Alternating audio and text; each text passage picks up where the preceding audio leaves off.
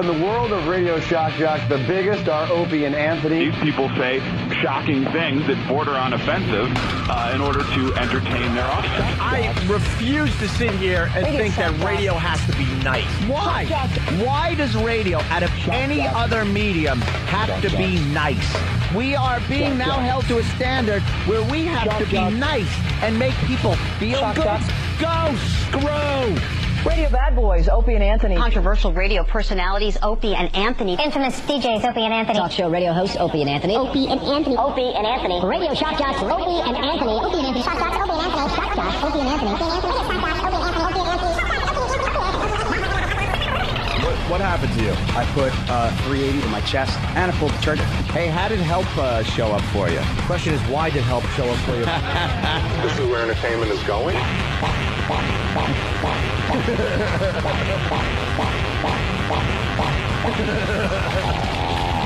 They are sick freaks. Right, so you're kind of like transvestite or transsexual. Sorry. Okay. On your underwear, do you have a sign that says "Pardon our appearance to a remodeling"? This is the worst show This is the worst show I've ever been on. But enough of this palaver. Let's get the show on the road.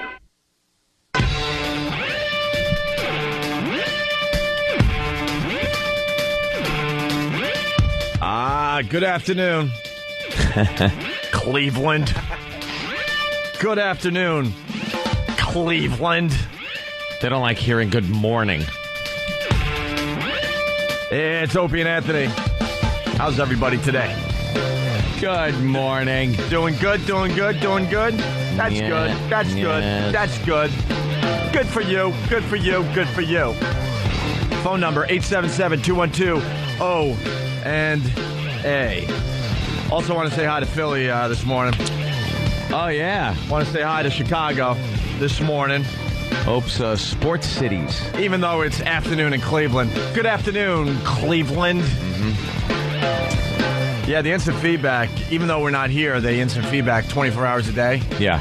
And I noticed a lot of instant feedback coming in late last night. Oh, boy, Opie, the Phillies fans are going to love you today.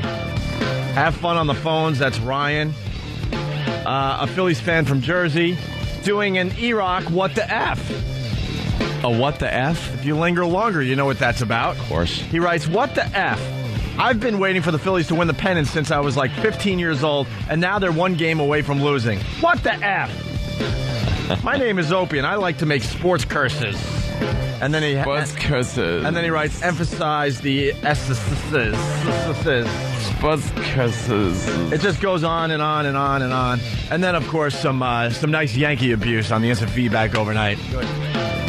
Your boys looked great last night there, Anthony. Yeah, just wonderful. 12-4, was it? 4 hits, something like that? I don't think. Yeah. And when I don't even think it was 4, was it? And when 3, when I said the Yankees did great, I meant that sarcastically. Cleveland kicked your ass. 12-3. Yes, 12-3. Should have won that. So it's just a disaster. Yeah, maybe Steinbrenner can get another 55-year-old pitcher to start. Was Randy Johnson having cataracts removed? Oh, my God. Oh, my goodness gracious. They stunk up the ballpark. They certainly did. And it comes down to the pitching thing that Jimmy has been mentioning all year long. Yeah. You keep mentioning pitching. They just are losing ridiculous. That score. I was looking, and the TV I was looking at, because I was at a bar last night, was a little blurry and far away. So I'm looking, and I thought... No, that was just the beers. It was the beers? No, it was because it was when I just got there. So I knew it wasn't the beers. I look at the TV, and I assumed it was 3-3. Thought it was 3-3. Hey, you just took a little peek, right? Yeah, and it looked like 2 3s up there. Until I saw a few seconds later, it was 10-3. So I assumed that 3 I was looking at was an 8 or a 9 or something, and I knew it was over at that point. It's only the first game. Don't worry about it. Of course. It's not like being in Philly's situation. Right. Where, wow, that's bad. Or Chicago situation. Or Chicago, another team, Opie, just Bigsby picked to win. From Chicago, he writes, please call your curse off. 99 years without a World Series win. We beg you in Chicago. And then you got Chicago D. Don't bother saying hello to us here in Chicago, a-hole. It has nothing to do. Why are people getting mad at me? Because it has nothing to do with him picking it. I'm just picking teams I really, really enjoy watching every year, and for some reason they end up losing when I pick them. He can't just pick a team and then it'll lose. He's got to actually want the team to win. Right. It's a sad situation, but he wants Philly to win. Proving that's why I can't just go Yankees. I don't like the Yankees. Right. That's sacrilege if you're a Mets fan. It kind of looks like Although there's a lot of people in New York, as soon as the Mets are out of it, they jump on the Yankee bandwagon. I don't get those people, but they do. I was thinking that you were secretly rooting for the Yankees. This showed that somewhere deep inside you were like, I kind of want the Yankees to win. I wish it was true, Ann, because then the sports curse would be even better. But no, I picked the Phillies to go all the way and win the World Series. Well, what a comeback they're going to have, I guess. They're down 2-0. Yeah. I picked the Cubbies because it's been a long time, and and we do morning radio for Chicago. Just feeling good about the Cubbies. Yeah. Well, they lost last night too. They're down 2 games. Yeah. And of course, you got to go Red Sox. Got to go Red Sox. Sure. And that's where it's weird because I have to go Red Sox over the Yankees. Mm-hmm. So I say go Sox, go. Go Sox, go. By the way, if you are keeping track of the sports curse, the teams that I have picked. Yeah. The teams I have picked have won a total of 1 game and have lost 5. If you don't think this sports curse is real, 1 game they have won out of 6. I don't know what it is, that black cloud that just hangs over your head when it comes to picking sports teams. Look, you know what? I told you it goes back to my days doing radio in Buffalo. I was there for the the Bills losing the Super Bowl 3 out of the 4 years, because on the 4th one I was back home working at BAB. But I truly believe it started there. Because then when I went to Boston, the Pats lost in the Super Bowl, and it's just kind of followed me around. I haven't picked a winner in I can't tell you how long. No, can't tell you. Horrid sports curse. I can't tell you. My team hasn't won since the '86 Mets. I do believe. I think that's the last time one of my teams, went all the way. And you must have just looked away for a second or something. You went for another team for a second. That's all it took, was that 1 second. Yeah, maybe God made a deal with me. Look, we're going to give you this, but for the rest of your life, you're never going to see another winner. What's going on? I was just looking at anti-Semitic CDs are being left around.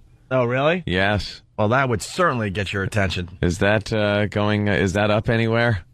There's a lot of tracks on that CD. Yeah, I saw they're being left in people's mailboxes. I saw 20 tracks on that CD. 20 tracks, wow. Nazi groups tend to be very short-songed. Yeah, short songs, right to the point. Minute 13. Right. That's like the long track. Hey, let's say hi to Mike in Chicago. Mike? Yeah, what's up? Hey there, Mike. What's up, Mike? Hey, Opie, you don't have the curse on the Cubs, man. It's the GOAT. Yeah, I'm not going to try to compete with the curse of the GOAT in Chicago. The GOAT. Yeah, that dumb GOAT messed you guys up for eternity, I believe. Hey, I'm a diehard Sox fan. Those Cubs fans, all they do is blame everybody else except the fact that their team is no good. It's about the GOAT. It's about Bartman and the foul ball. They're going to blame you this year. Yeah, the foul ball. Foul ball dude, man. Is he still alive? I have no idea. He fell off the face of the earth. I think they ran him out of town. Yeah, I do believe so. Oh, there'd be no way he could show up at the park. They'd kill him. I just assumed the mob took care of him a while ago. Yeah, rubbed him out. Yeah. I think you're right. All right, thank you, Mike. Hang in there. Go Cubbies! Yeah. Hey, I got one thing for Jimmy. Jimmy ran away from the mic. What? I just want to tell Jimmy Dragon Wagon says hi. Oh, Dragon Wagon says hi. All right, you got to linger longer for that. Thank you, Mikey. All right, later. And I don't understand why people are getting mad at me. I truly believe in these teams. Why are you getting mad just because I picked the Phillies? Yeah. Why are you getting mad because I picked the Cubs? It's not like he did this on purpose so they lose. He can't do that. At least the Red Sox won their first game, so I'm one for one win, 5 losses so far. And if you're going to keep track at home, it's the Cubs, it's the Phillies, it's the Red Sox. Yeah. Those are the 3 teams. And people were trying to get me to pick other games. I just didn't feel it. No. I just don't have any, He's got to feel it. That's what it is. Any care in the world for the other teams. Philly's the big one, though. That's the one you want going all the way. Although, hockey started, and my team is tied for the second best record in the entire NHL. So that's good. How many games have been played? Well, their home opener and their opening game of the season is Saturday. But they're still tied for the second best record in all of the NHL. Well, how is that? They already have the standings, man. Right there. Second place. Oh, okay. Well, good luck, bro. Let's go to Harry in Buffalo. Tell us about the discount, Harry. All right, enough about the discount. I'll tell you about the discount. Here's the discount. Yeah. After Buffalo whooped up on the Islanders in the playoffs last year and then destroyed the Rangers, Opie went ahead and said, let's go Buffalo, and they proceeded to collapse against the Ottawa Senators. Going on into this year, the curse continues for the Buffalo Sabres because our star goalie, the best goalie in the league, now has testicle cancer. And it's all Opie's fault. Dude, this kind of started as a radio bit, but it kind of creeps me out now. This whole sports curse thing really does creep me out now. It's a real weird power. Things have happened since this whole sports curse started on the radio. You need an exorcist. Harry does remember that. My Islanders were knocked out last year. Yep. I spent, between Rochester and Buffalo and going to school in Geneseo, I spent like 10 years in Western New York. So I did follow the Buffalo teams pretty closely, the Bills and the Sabres. And when the Islanders were knocked out, I swear, I was like, yes, it's the Sabres' year. Here they come. Here they come. I'm excited to follow the Sabres now that my team's out. And, I hope Shred says what's up, and I'm punching out. All right. Thank you, Harry. So there you go. You want to deal with the Maxwell show? I guess the O&A Pests are having a real good time with good. Have fun. The Maxwell show out of Cleveland. Fun, Pests. Who wants to explain this for the people that might not have been listening yesterday? There are a couple of faggots in Cleveland. Fatsos. Just 2 radio fatsos who we've never heard of. And people are going to crap talk you. It's what happens. But that's they started in with the O&A show was funny 10 years ago. And then he starts in with I'm not funny. And his guy in studio is funnier than me. Yeah, so Jimmy Norton isn't funny. He would put this other guy that's on his show up against you any day. And I'm sure he would. That guy's terrific. Oh, a scream. So, there's a lot of radio guys, they just kind of hide behind these things. A microphone. And they don't even mean half the crap they say. So we challenged the Maxwell show. They're saying this guy, I forgot his name. Dan? Dan Stansfield or Stansbury. All right, Dan. But he's not a stand-up. We thought he was a stand-up. He's not a stand-up. Well, we challenged Dan. We're like, all right, if Maxwell's saying that you're funnier than Jim Norton, and you think you're funnier than Jim Norton, this is what we do, because we don't hide behind microphones. You send us your funniest set, and we'll play it on our show without goofing on it. Yeah. We'll let it play in its entirety, and then we'll let the audience decide. Let the people judge. If this Dan guy that's just hiding in Cleveland is funnier than Jim Norton. Secret weapon. Yeah, I guess. Cleveland. Yeah. Yeah, Jim's going to be on HBO in a week or so. He's flying out to do Jay Leno. But there's a guy funnier than Jim just hiding and just biding his time in Cleveland. And he's a nothing diamond against in the rough. We like going there from time to time. But but I guess the point I'm making is if you're someone that's funny, you're hoping to move past Cleveland and maybe move to L.A. or New York so you could be discovered for being the funny guy you are. Yeah. Well, I don't mind. That doesn't annoy me. Someone saying you suck, you're not funny, that never bothers me. It's the other stuff that this guy says, that this fat pig host says about, like, shock value and content. It's all that crap that annoys me. You're not funny. Ugh. All right, well, we'll play. So the Pests had added yesterday.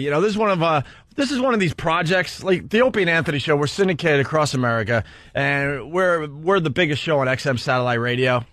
So we don't have a lot of time to spend on the Maxwell show, who's so great. This radio show is so great. It's only heard in Cleveland. One market. And I don't mean to trash Cleveland, but once again, if you're doing a radio show, there was a time I wanted to stay in Rochester for my entire radio career. I thought Rochester was a great place. I loved the people. I just loved it up there. But when you get a little experience behind you and a little talent, other cities come a calling. Yeah. And you look forward to moving on to a bigger city and more exposure for your radio show to more people. You want to make the best of it. You move on and you move up. But this Maxwell show has been just rotting in Cleveland. Isn't he just rotting? Begging Dave Wellington for a gig in Boston. He's trying to get syndicated to Boston and Wellington. Yeah, we read that email yesterday. Dave Wellington, the fine PD of BCN, goes, "This guy's a hack. He's been after me for years trying to get a gig." Why don't you and your funny sidekick talk about that? Talk about how you've been begging for a gig in Boston, fat boy. Oh, an honest story out of that show? You put on your sleep apnea outfit. You put on your little fat boy sleep apnea mask. I got to sleep with machinery on my face or I'll die like Reggie White. I hope he dies in his sleep. And that's shock value content, fatso. And here's the deal, too. This is one of those projects for the pests. We don't have time for a show like the Maxwell show. Throw this to the pests. They love it. And I don't want the pests to let up anytime soon. Because, when you got a radio show that has Guess That Whore and what was the other one? What was the other thing they did? Guess That Whore. Huh? Oh, the real Men of Genius spot. Yeah. Oh, just. We can't compete with that stuff. Well, the funny or catchphrases. We can't compete with the catchphrase and punt. Who's that whore? But then after you guess who the whore is. Who's that whore, right. This is the funny part, the play on words where he goes, "You nailed that whore. You nailed that whore." Like you nailed her. By the way, Steve contacted this Dan guy, because we don't mess around here on this show. These stupid things make a lot of radio guys brave, but when it comes right down to it, when you call these guys out, they cower in their little in the corner of their studio. Yeah, we'll talk. Oh God, I hope they just stop talking about me soon. I actually can't handle this. We'll talk. We'll get on the air and talk with you. There's one part, by the way, when I listened to it last night because E-Rock sent me a link or something sent me a link, where he's talking about, I don't know why a big show like that. I hope if we get to be that big that we don't talk about a show from Cleveland. It's like you're playing it both ways, you little faggot. You can't start trashing a show, and then when we address it, that's your excuse. Well, we're just little guys. Don't talk about us. Shut up. You know what that means? That means, oh my God, please, can your listeners stop ruining our show? Yeah, well, we're trying to do a show and they keep calling us. Our listeners have a great way of just hijacking other radio shows. Yep. They just find fun in it. Yeah, they enjoy it. They steal the other person's show out from under them. They just sit around all day waiting for this show to go on the air because I guess they're live. And I don't even know when they're on. I guess they're on against us. I think I learned that yesterday. I thought they were after. Oh, they are afternoons because so are we. Yeah. Good afternoon. Good afternoon in Cleveland. I guess they're on opposite us in Cleveland. I swear to you, I had no idea. No idea. There's one point where, thanks, Eric, they pride themselves on telling you what's good with a show as well as what's wrong with it. I think at one point that this Stansberry, who's a laugh getter, if I've ever heard one, is talking about Rover. And he's like, we're the type of show, we'll tell you what's good with Rover's show and what's wrong with it. It's like, why are you listening to Rover's show if you don't like it? And what makes you an expert? Yeah, exactly. On what's good or bad? What are they, consultants? You're his music director, producer / sidekick. Yeah. You're everything. You're his mouth. Because that's what you see all the time. And puns. You always see suits and talent. That makes a great mixture. Oh, always. Management and talent doing the same, pulling down the same gig. Well, he's not. This guy's not. Stansberry or Stansfield is not a manager guy. He's a big fatso. Yep. He's a big fatso who tries to have like that trucker mentality. Like, I'm just a wild guy who can't stop getting high. We'll get all the men to listen because we act like men. I'm crazy, dude. I get high. I'm lazy. And I went to his MySpace page. And they're smoking something out of a can. It's like, what's funny about that? Where's the funny thing? You and your fat friends not smoking supposed to be pot funny. on a couch? It's supposed to be cool, man. And you know what? They're just cool. If this Dan guy was actually, funny or funnier than Jim Norton, he would the big markets would be a calling. Yep. This business is starving. They're looking for talent all over America, and they can't find it. So if this guy is that funny and he's just sitting there in Cleveland, trust me, New York or Chicago or Boston or Philly would grab this guy in a second. Oh, yeah. Yeah, hey, Maxwell, talk about that, though. Talk today on your show about how you have been begging Wellington for a gig in Boston. Yeah. Yep. Why won't you talk about that? And when Wellington was in Vegas. If you want Vegas to go too? real Okay. inside with this whole thing. Yeah. Talk about that on your show. How you've been rejected for syndication. All right, why don't we take a break and we'll play the Maxwell show after the break. The Pest did a fine job. The first one is great. This guy's so dry and sarcastic. It just makes me laugh really, really hard. It's the Opie and Anthony show.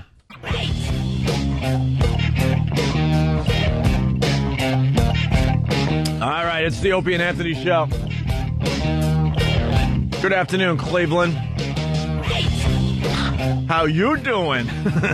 Oh, how you doing? Oh, not well. Ha ha, how you doing? Ha ha, how you doing? Just one game. It's all right. The Opie and Anthony show. I hope those dumbbell Yankees get knocked out in 3. And Jimmy used to be a hardcore Yankees fan. Yeah, I will never like them again until Jeter retires. Who are you rooting for? Red Sox. Seriously? Indians, yeah, anyone but the stupid Yankees. I hate the way Steinbrenner runs a team. I hate it. Yeah, but Hate the it. Sox. They're just idiots. They just chase all their best black athletes out of town because they can't hide their racism. Boston wants to win, but every time they get a black superstar, somehow they chase him out of town. That's why when a Boston team does win a championship, that's much more amazing. Of course. Because they have less blacks. See, what you got to do with your blacks. That was a joke. Doing a little Jimmy the Greek for everybody. Jimmy the Greek.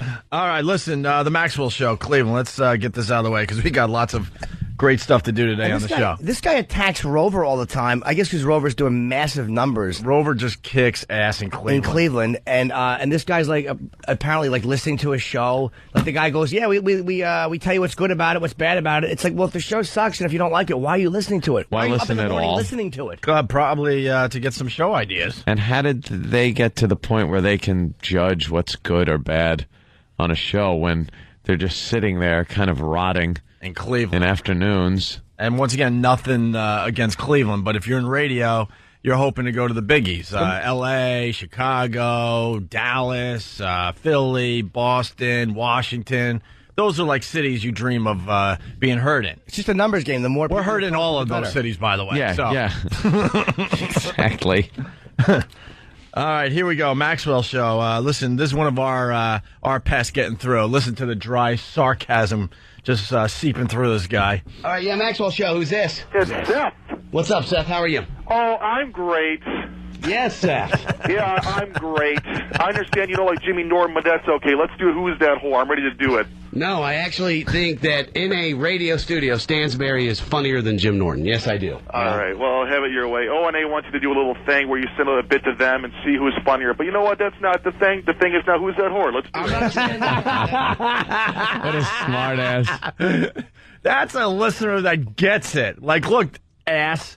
These guys just gave you great radio, so why aren't you going with it? What the hell? Let's just do Who's That Whore? Yeah. Who's That Whore is just a corny That's bit. hacky. Like, come on, let's get to it. The guy's all psyched. Yeah, all he bashes him and then sarcastic. Yeah, come on, let's go. Basically I'll say it again, that we are we're handing you radio gold, but I guess you're smart, that better than that. So let's just play this hacky bit that you got planned for fuck. Yeah. You let the C out. Damn. I like the fact that after the sea flew out, covered his mouth like that would bring it back in. Yeah, as long as the K stays in there, I'm fine. I don't even, and it's not about this guy saying his guy is funnier. Fine, you should think your guy is funnier. That's why he's working with you. Jimmy. Well, I haven't heard the guy say a funny thing. He's just a fat man who tries to play up that like I'm a crazy fat guy. Whoa, dangerous. Jim. You're dangerous, dude. In all fairness, there's a very extremely slight possibility that this guy could be funnier than you. Wow. The possibility. At least I'll sit here and be honest. Yes. I don't know what this guy does. I've never heard him before. So we're willing to give him a chance. Yes. So now, see, this is where they back out. Because yesterday we're like, all right, we thought he was a stand-up comic. So you send your best set, and we'll play it on the radio, and we won't goof on it. We'll let it play in its entirety. So now this is where they back out because, they're just babbling through these microphones. They don't mean half the crap they're saying because they're just a bunch of peas, if you know what I mean. Phony radio. So now douches. the guy, he figured this is the way out of it. What I'm saying is he's funnier than Jim when it comes to being in a radio studio. All right. So we changed it up a little bit. To this guy, Dan, because the Maxwell guy, he's just a waste of time. So we're talking to you now, Dan, directly.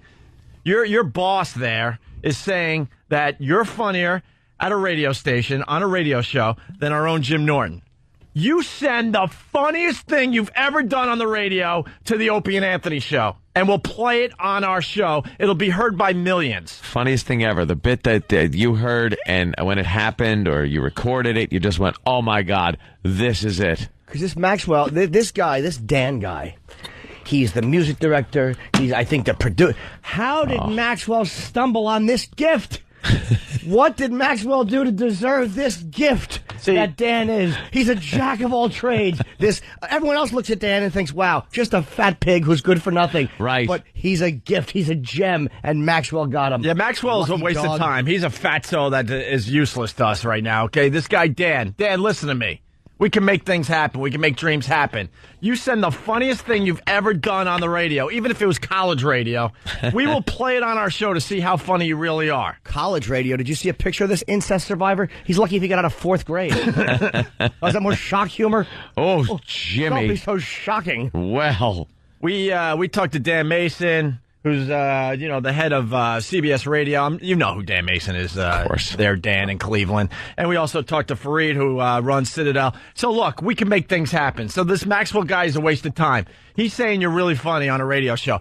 Send in the funniest thing you've ever done. We'll play it on our show. And we'll be the judges, and our listeners will be the judges. Yeah. And these big, huge radio execs will be the judges. They're going to get to hear it. Because if you're truly anywhere as near as funny as Jim Norton, you're going to be saying goodbye to Cleveland, my friend. You know, there is such a shortage of talented radio programs and people for radio programs that if you're that good, if you're better than Jimmy Norton, then you got a spot in national syndication somewhere. So stop the hiding up there in Cleveland and babbling and talking through microphones and not meaning what you're saying.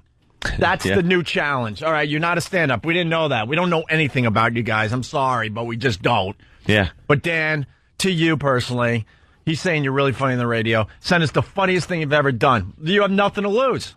Let's see what he says to that one. Before yesterday, we never heard of these guys. It's going to be quite embarrassing when they have to talk their way out of this one. Why would we do that?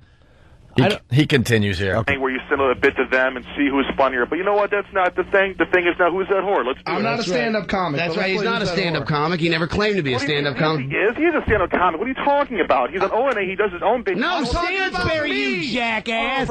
You jackass. God, pay attention, idiot. Mm-hmm. Was that Stansbury? I just want to be a butt boy for O&A, even though they don't care about us at all in Cleveland. Is that Stansbury?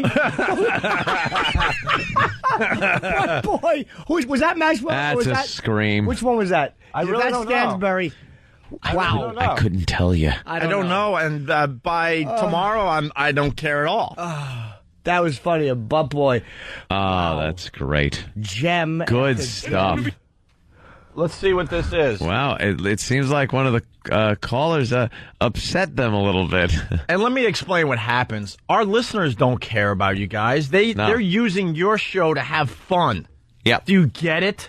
We don't care about your stupid radio show. This is why you guys will be stuck in Cleveland for a really long time. You don't get it.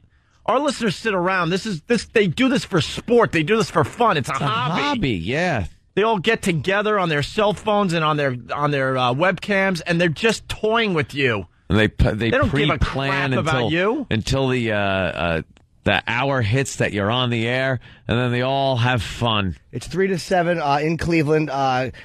Central Time, I think Cleveland is. It's 800-348-1007, The Maxwell Show. And as you can tell by that clip, they're just funny guys. Yeah. Well, you look at them and you go, that's just two fat pigs, but they're really funny guys. Oh, God, did you hear that? And can I say it again?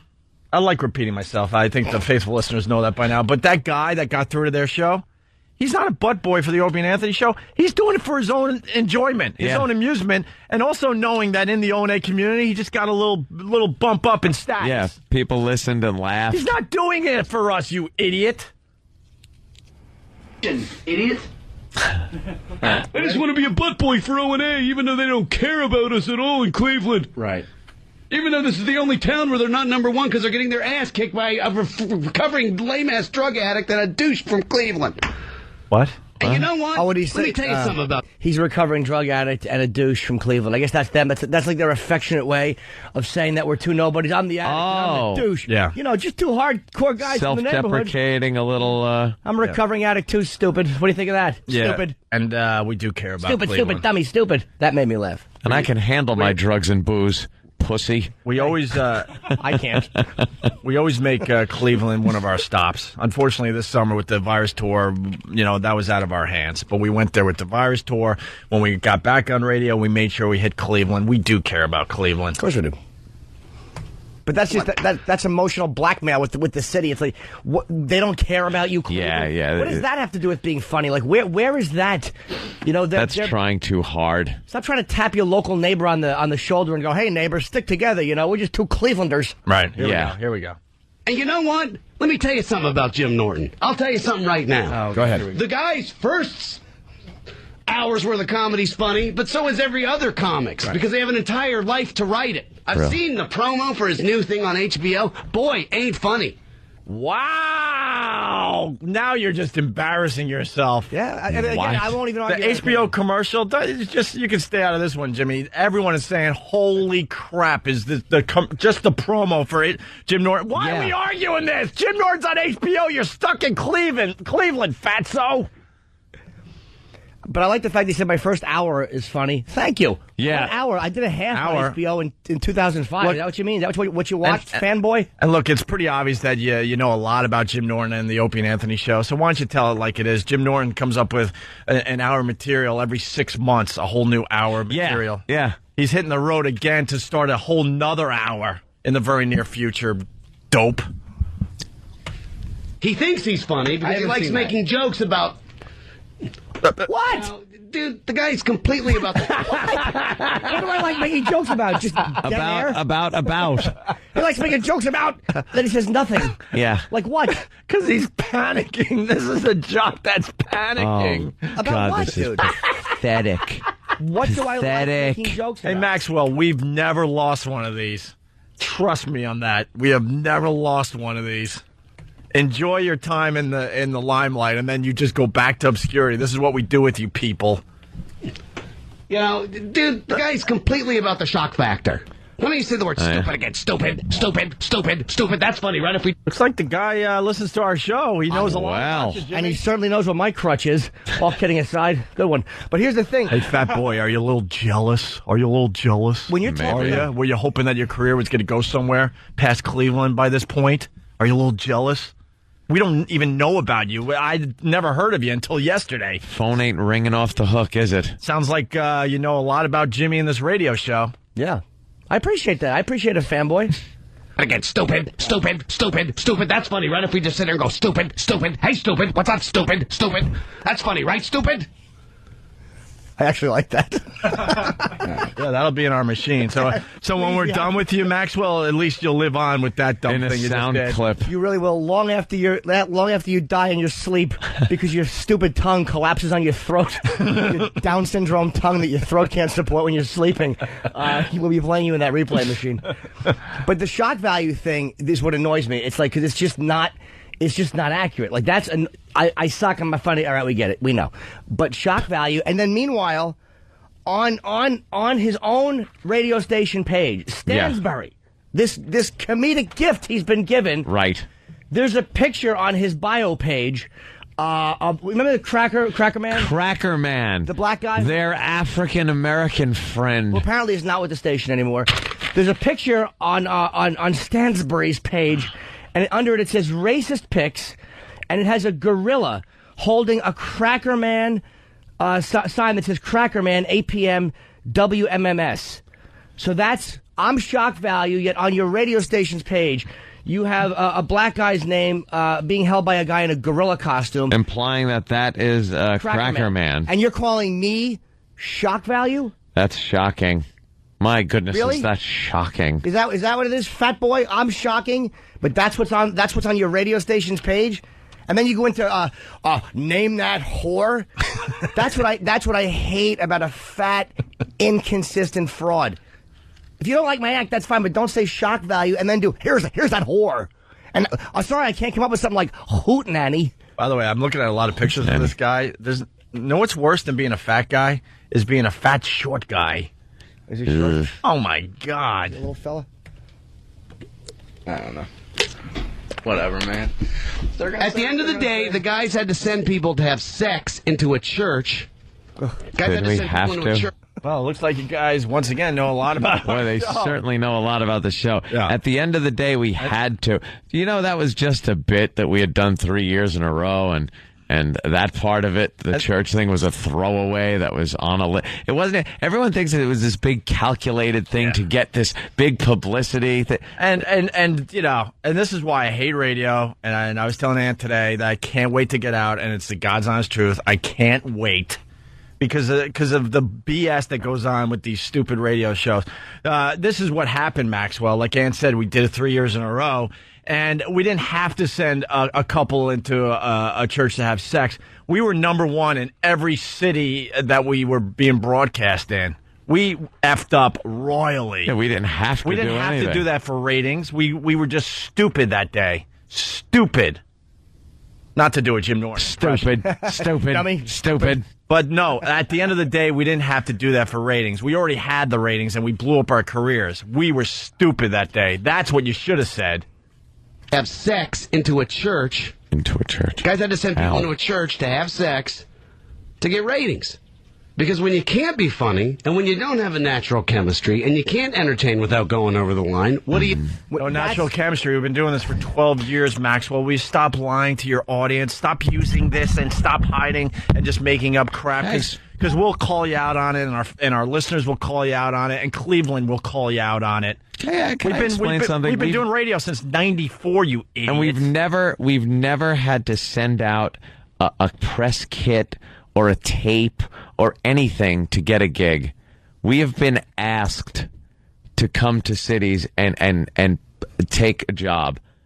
How many little kits have you put together and sent out hoping to get your ass out of Cleveland? You know, how many times did you wish you were in another market or syndicated? We've never had to ask for any of that stuff.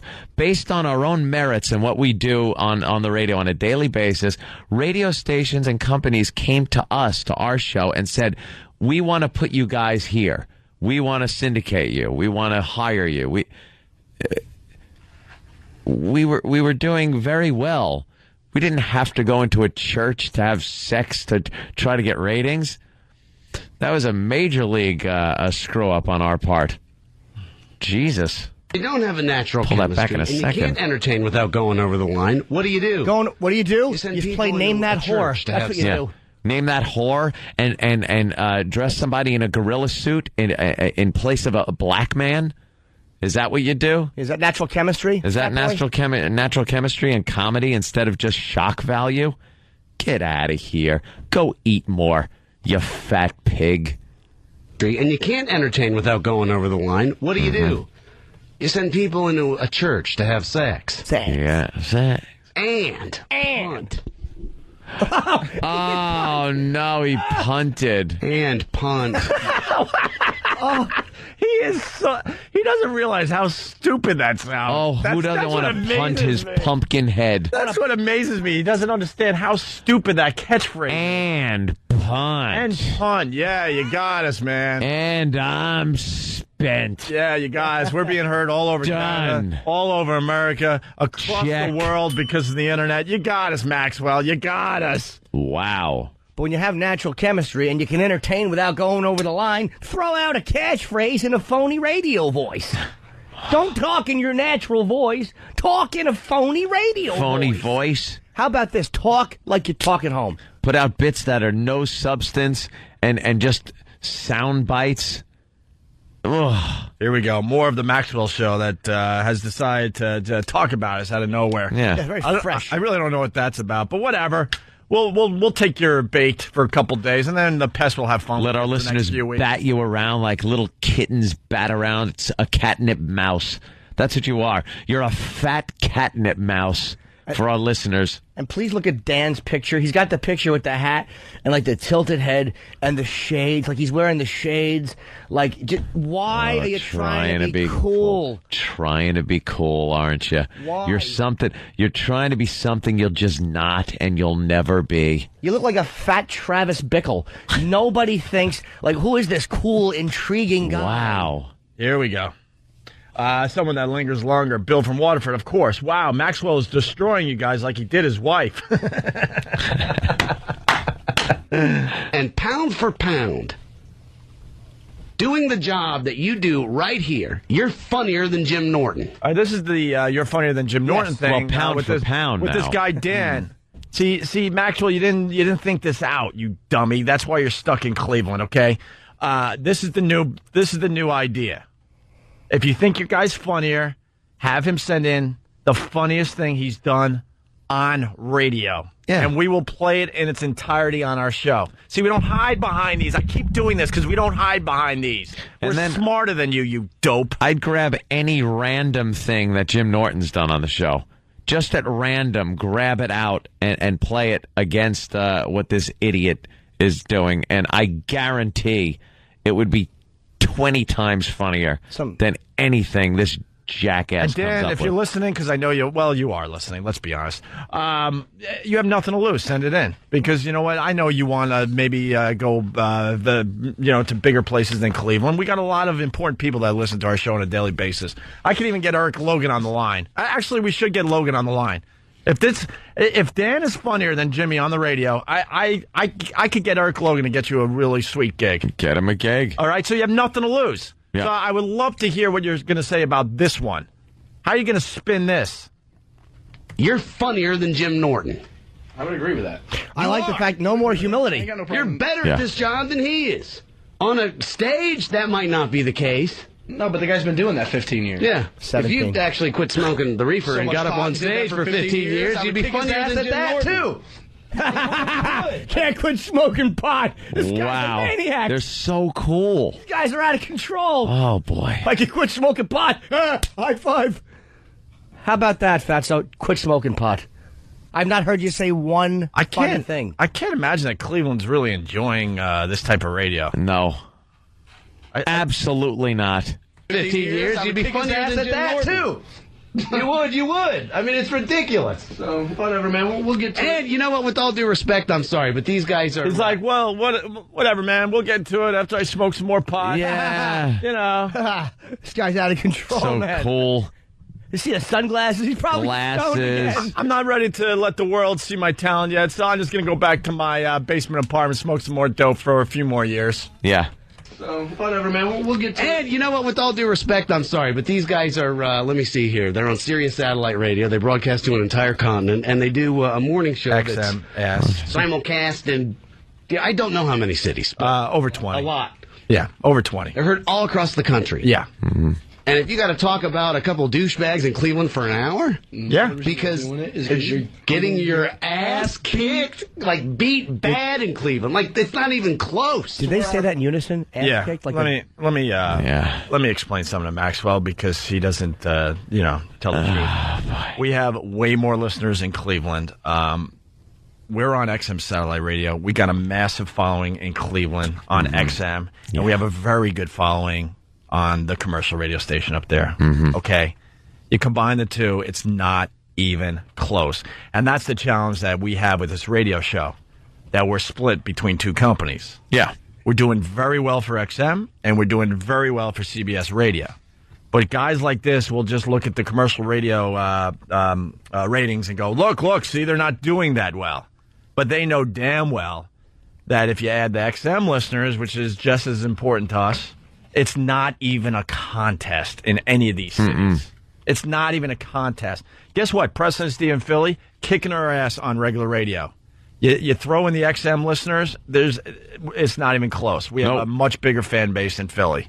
That's the reality of this this whole thing that we decided to do. We compete with ourselves. It's a massive challenge that we have undertaken here between XM and regular radio. Okay, so some of these cities and some of these shows will brag that they're beating us on regular radio, and that is the truth in some of these cities.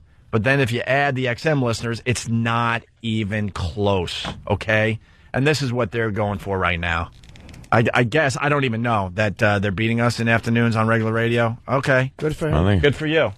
Good but if you add afternoon. the XM listeners, it's not even close, Maxwell. You know that. We haven't gotten a call from one Maxwell listener. Yeah, you know that. Why? I mean, if you're trashing us, and this was something that they started, we had never heard of them. Just starts it with, I'm not funny, and the show hasn't been funny. Okay, why are your listeners not bombarding us? Why? We haven't got one, honest to God, we have not gotten one call from your listeners. Not one Maxwell listener. You must have a very loyal fan base. If not one of them will call. We bashed you yesterday for an hour. We're bashing you again today in response. Why wouldn't you have a listener calling us? Why wouldn't they just do it on their own? And that is our challenge when we signed this deal. We knew it would be tough. We got to make both companies very happy. And it's not an easy one. Ass kicked, like beat bad in Cleveland. Like, it's not even close. Where our bosses are even nice to us now. The bosses are nice to him. Stansbury does it again. Stupid dummy, stupid. Stupid. All right, I feel better. You feel better? Stupid. Stupid dummy, stupid. And then you know what they do? They use their fans, and their fans like, I'm part of their army. Dude, those guys don't care anything about you. We don't have an army. We have pests, and the pests care about us as much as we care about them. Okay? We kind of work together here. Anthony, they help the show, but they are also helping each other. Let me also just say something about that whole situation. How much money does the company have to pay you to go to some crappy bar gig to hang out with your listeners? How much money does that take? Because guaranteed, when you're throwing out your crappy and punt T-shirts at some dump dive bar that they send you to, that some sales sleaze sends you to, you get a few hundred shekels in your pocket when you leave. And that's you hanging out with your listeners. On any given night, if something's going on, a poker game. Last night, I'm just hanging out in the bar with some listeners at a karaoke bar.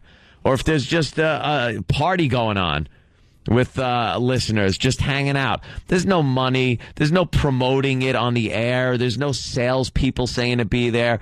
It's just a matter of wanting to go out and hang out with people that have similar interests. And this show, they appreciate what is done on this show, and you hang out with them. Some of them are complete a-holes, and some of them are pretty cool.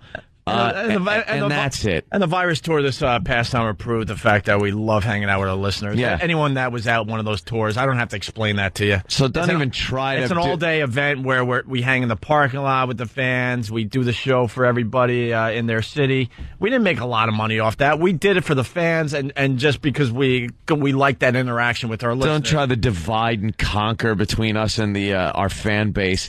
You jerk. And we signed after every event for 2 hours. Well, sometimes even longer than that. But yeah, an average of 2 hours. At the XM studio, only because we can't do it here because of the building. We have bleachers for fans to watch the show. Like, what are you talking about? They come in as a live audience just to sit and watch the show. Out-of-town people from other states that we broadcast to that are in New York visiting, doing a little that tourist thing. They could just come up and hang out with us.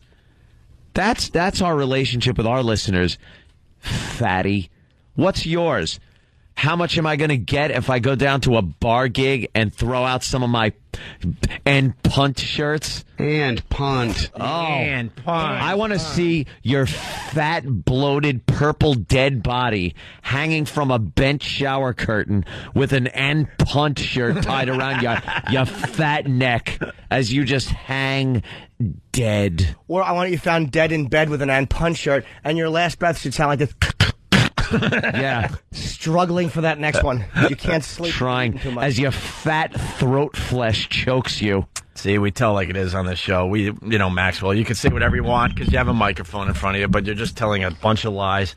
And Cleveland will We'll be aware of that eventually. I'm looking. Sorry. See, I'm distracted by like baseball highlights. That's how much I care about this, actually. But and then you know what they do? They use their fans, and their fans like, I'm part of their army. Dude, those guys don't care anything about you. They don't care about you. Oh, they're pests. Oh, you're so pesky. Yeah, that's why they've been back on the air here, over a year? Wow, they even know they're called pests. Boy, this guy, they do know everything. Up to yesterday, I swear to you, I've never heard of them, and I didn't know they existed. I didn't know what they did as of yesterday. And they seem to know every single thing we've done over the years. Thanks for following our careers. And I love the DJs that bring up Sex for Sam. We just know this business. There are a lot of guys out there, a lot. I won't say all of them, but a lot of guys that were really jealous of what we did. Oof. And the exposure we got, and us on CNN and Fox News Channel and every news outlet in the world. There's a jealousy that happened when we did that stunt. And for those years where that actually worked, it was some great radio. Man, was that great radio. Absolutely. Pests. Oh, you're so pesky. Yeah, that's why they've been back on the air here, over a year and a half, and we haven't heard from any one of their people ever? Because no one in Cleveland listens to you. Because no one heard of you. Oh, my God. The reason the pests never called you is because no one knew who the hell you were. Right. You had to start ragging on us for us to even know who the hell you were. I would even bet money that when we did the virus tour last summer that they were in the audience. I would bet money on that. Mm-hmm. But we're doing nothing in Cleveland. It's just sad now. We had a huge crowd when we went up there for our comedy show. See, we do comedy shows for our listeners in the cities we're broadcasting to. You guys go to fuck.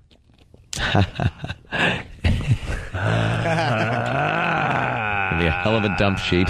You guys go to sports bars and throw out T-shirts. There's a big difference there. Yeah, a little bit. Just a tad. Stupid, dummy, I don't stupid. care what you're doing on XM. I don't care what you do in New York or Boston here. I care about right here. And right here, you are getting your ass kicked. They explained that, right? Stupid. All right. Yeah. Dummy. Stupid dummy. Dummy, stupid. I want Stansberry. Do I have to explain to everybody? Because, like, for some reason, XM likes to hide this stuff, and I don't understand why. But we have well over 1 million listeners on XM alone, okay? Mm-hmm. If they're lucky, they have maybe 50,000 listeners in Cleveland, maybe. Yeah. Maybe. And I think that's pushing it, to be honest with you, okay? Yeah.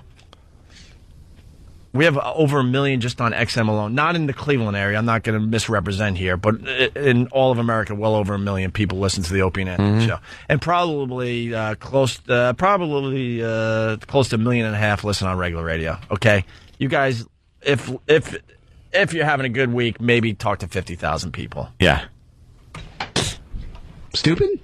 That pretty much sums it up, right? Dummy. And Punt. right. Stupid. Got it. Dummy. Where is Stupid? this? Where's And Stansberry? Dummy. And Dummy. All right, let it play out. This is terrific radio. good and.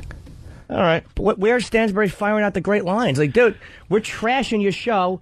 We're saying you suck. And that, to me, is the greatest curse, is that you're with a fat cornball. Who's that whore? These guys are edgy. Oh, they're out of control. Edgy.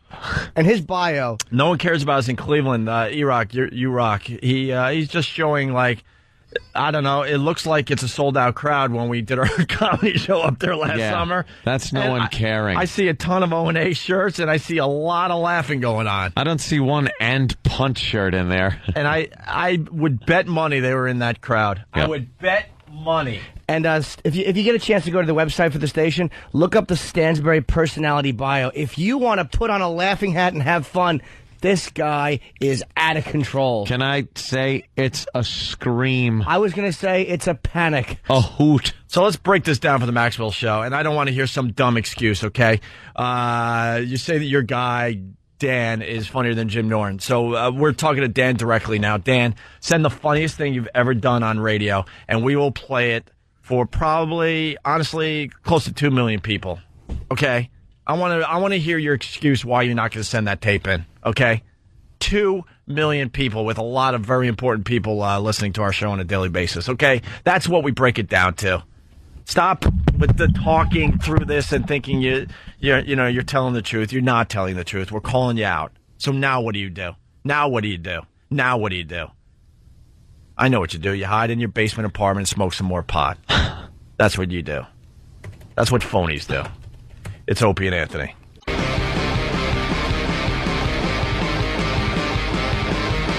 We got lots going on today. It's the Opie and Anthony Show. Wake up. This is wake-up music. Wake up. I like it. It's FU Friday, by the way. We still have the FU line. We do, right? We got to start playing those on the air again. Do we have a recent FU line? We'll try to get to that a little later. We have an FU line where you can just kind of rant and rave about what's going on in your world. What's getting you a little annoyed?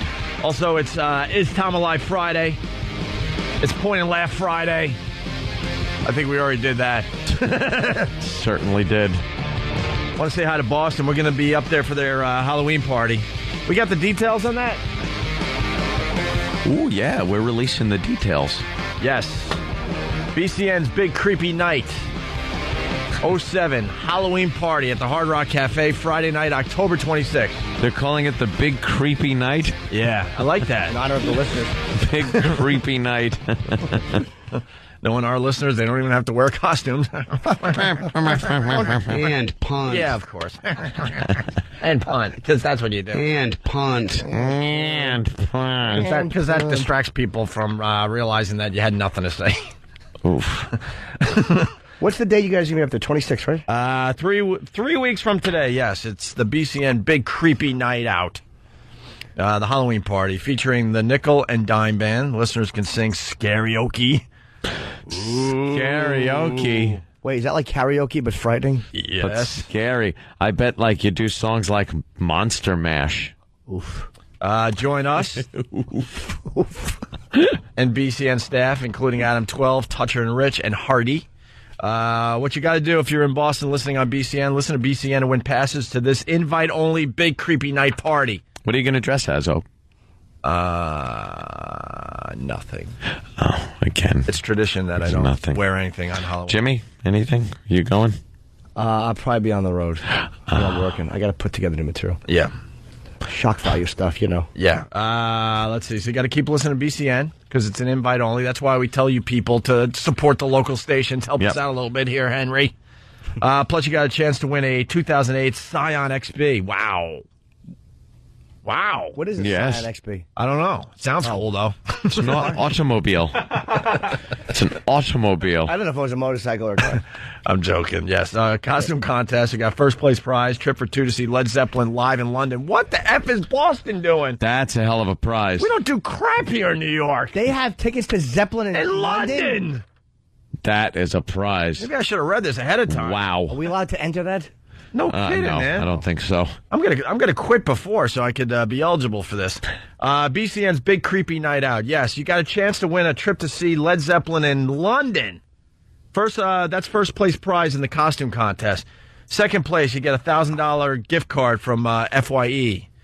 Third place is a Boston Acoustics HD radio, and of course you got to be 21 years of age or older. Basically, keep listening to BCN for more details. But it's the Creepy Night Halloween party at the Hard Rock Cafe, Friday night, October 26th, 3 weeks from today. That's an amazing contest. I can't wait to go, man. And we haven't been in Boston in a while, so that'll be fun. But they really drop off. I mean, they're all decent things, but I mean, it's hard to follow Zeppelin. It's like first prize, tickets to see Led Zeppelin in London. Second prize, a BCN hat. That's amazing, dude. What about the Scion? Oh, yeah, the Scion. Is that second prize?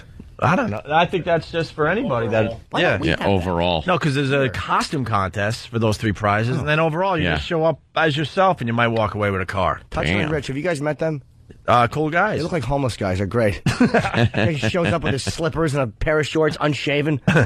He's coming from a sodomy trial. It's a fun show, man. Just animals. Yeah, BCN is doing very, very well. They got some good personalities up there, so yeah, they're doing extremely well, and we're happy to be part of that lineup. Absolutely. All right, Don King yesterday. Yeah, he was good. Promoting our show. Yep. What's this? These are produced? They're 3 seconds long. Yeah, I guess. All right, well, someone produced the Don... Huh? Wait, I gotta hear this first. What? Don King. From yesterday. Don King. Yes. Opie and Anthony, 92.3 K-Rock. Is this what he did in the other studio? Don't touch that dog, or we'll be right back. 92.3 K-Rock. I think this was what he did here. Oh, really? When he was just ranting. Opie and Anthony, y'all, 92.3 K-Rock. All right. Wow, someone's obviously slaved last night and put these together. Almighty. And the disc goes flying. It's not good production if I can do it. It's not good production if it's 2 seconds. Anyone could do that. I think these are the raw tracks. We had Don King on our show, and he gave us great radio yesterday, and he was just babbling and promoting the Opie and Anthony show. Opie and Anthony, a weekday, 6 a.m., and keeps going on and on and on and on. Well, you got a great radio show. You know, yesterday, today, and tomorrow, you give the people the information that they need to know. When you need to know something, call Opie and Anthony. They will give it to you like it is. We can't do it over the radio? People have to call us, and we have to do it one at a time. Yes, that's how we do our show. It's through phone line. According to Don King. Roland said that when Don King was leaving yesterday, he said, man, you got to keep it real with those guys because they bring it. They bring it. We asked him, that was great when you asked him what you asked him about how does it feel to kill somebody. People who didn't hear it, I told that you asked it. How does it feel to kill a man? Oh, we had so much with fun your bare hands. He was great. Do we have that clip from yesterday? Yeah. Why don't we get a couple Don King highlights from yesterday? It's worth replaying today before we get out of here. Opie and Anthony, y'all, 92.3 Rock. 92.3 Rock. It's just as 92.3 Rock. And only because we got such a great military. And I'm looking forward to seeing them, supporting them, and wishing them well because they put themselves in harm's way for the benefit of Opie and Anthony and I in a free society to continue to bring you the best in information, news, music, everything that's happening now. Opie and Anthony has it for you. Don King is an older guy, too. He's not he's not 40 years old. I mean, he's an older gentleman. Yeah. And he's really sharp, man. I'm telling you, it's really wonderful. Opie and Anthony, 92.3 K-Rock. It just kept going. Let's hear the great take a Don break, King. but don't touch that dog, or we'll be right back. 92.3 K-Rock. And with Opie and Anthony. Okay, ladies and gentlemen, we're about to take a break now. And Opie and Anthony and Jim Norton, that's our comic. He's to keep you smiling. And we want you to be right there when we come back. So don't touch that dial. We'll be right back.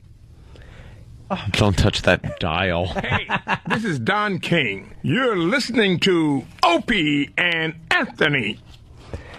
Oh, my God. When does it end? This is Don King. You're listening to my pal, Little Jimmy Norton. I think that's it, finally. I want that as my outgoing message. Yeah. Dude, Don King quotes Shakespeare. He murdered 2 people. I'm not saying it wasn't justifiable either. I mean, I'm not saying that they didn't deserve it. Whatever it was, but... Not saying they did, but I'm not saying they didn't. I don't know. I wasn't there. I'm sure they did. It was back in the 50s or something, wasn't it? One was 1954, and one was 67. Yep. Oh, 67. Yeah. He doesn't play games, man. Okay. But he quotes Shakespeare, he quotes Thoreau, and you never know if he's quoting them accurately, but he sounds like he is. I don't know any of their words. Close enough. Would a rose smell just as sweet? I've heard that. All right, something like that. I don't know. Would it? Oh, well, let's get this out of the way. All right, hold on a minute. Is Tom Alive Friday?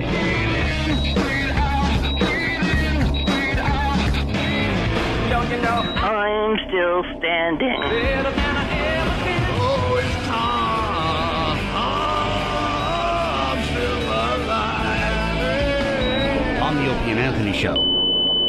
Let's get right to it. Tom is alive. Why are we stuck with this bit? Hey, Tom. Yes. Tom?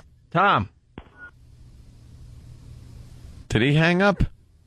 Just said yes and hung up? Yeah, I guess so. Oh, well. Well, there you go. Is Tom Alive Friday?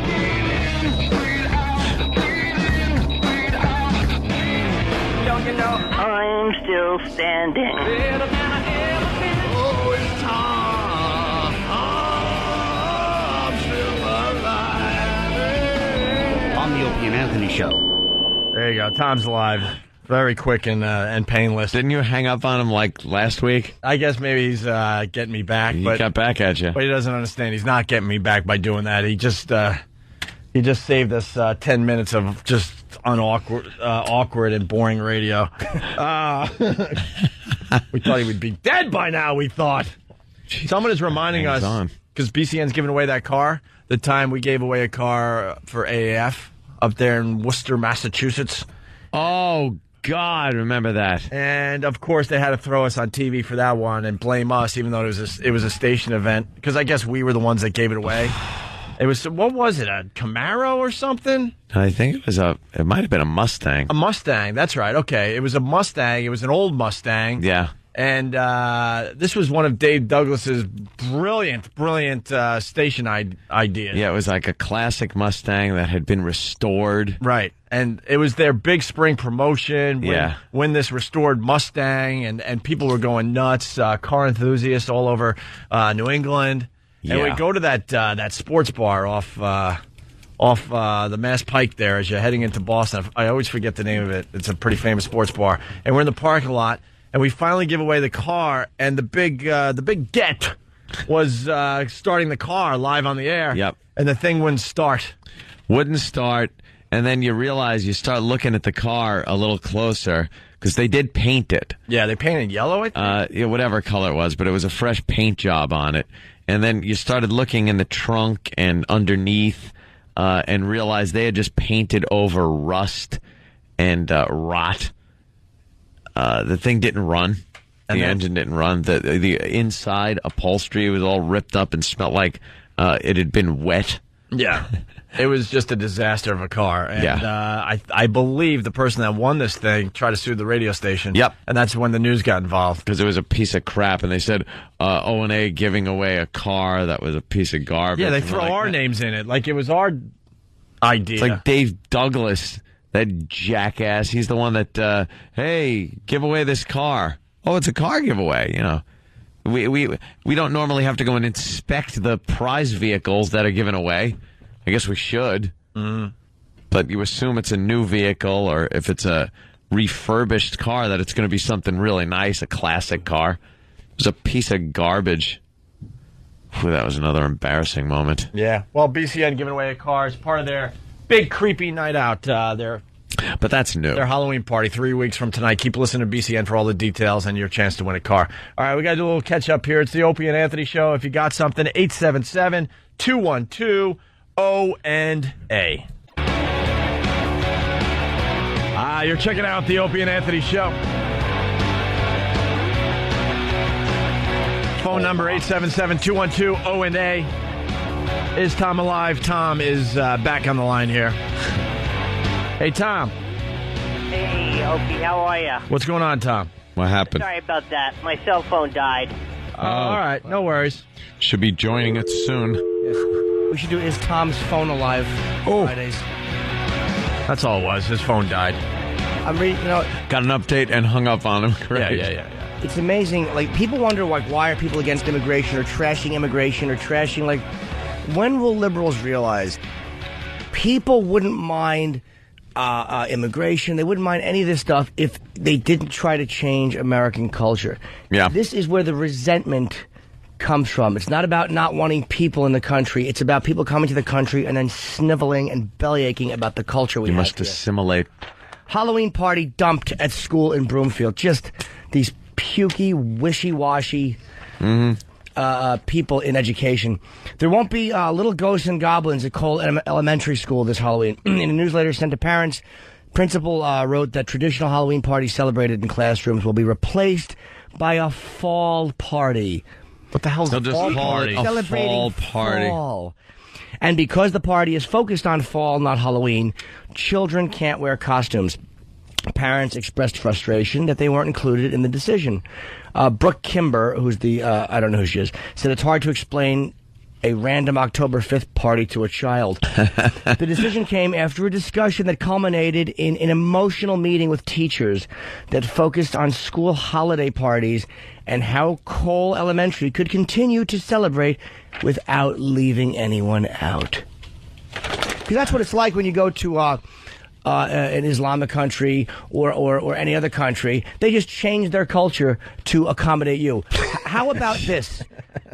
You can respect other people's cultures, but recognize that they're coming here, and a Halloween party is a tradition that we like. And if you that brings a lot of joy and happiness, especially to children. Yes. And Halloween is technically some sort of a satanic thing. And for years, Christians, it happened to Christians. If you want to get into that, the whole Easter Bunny thing, I mean, it's silly. What Easter is really about, but we don't really care. We just care about the big giant rabbit. Because the real thing about Easter is a little scary. It's pretty much a zombie story. Yeah. Christ woke up and he pushed a big rock away. Yeah. And went,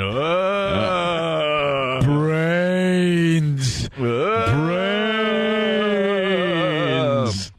So this fall festival, what's that about? What are they going to do? Tell you. What they're going to do is... Are they allowed to wear costumes still? No costumes. So no costumes, no costumes, but somehow they'll still dole out the candy, I'm sure. Yeah, and they're going to have probably little fruity leaves, multicolored leaves painted around, just in case there's somebody there from another culture.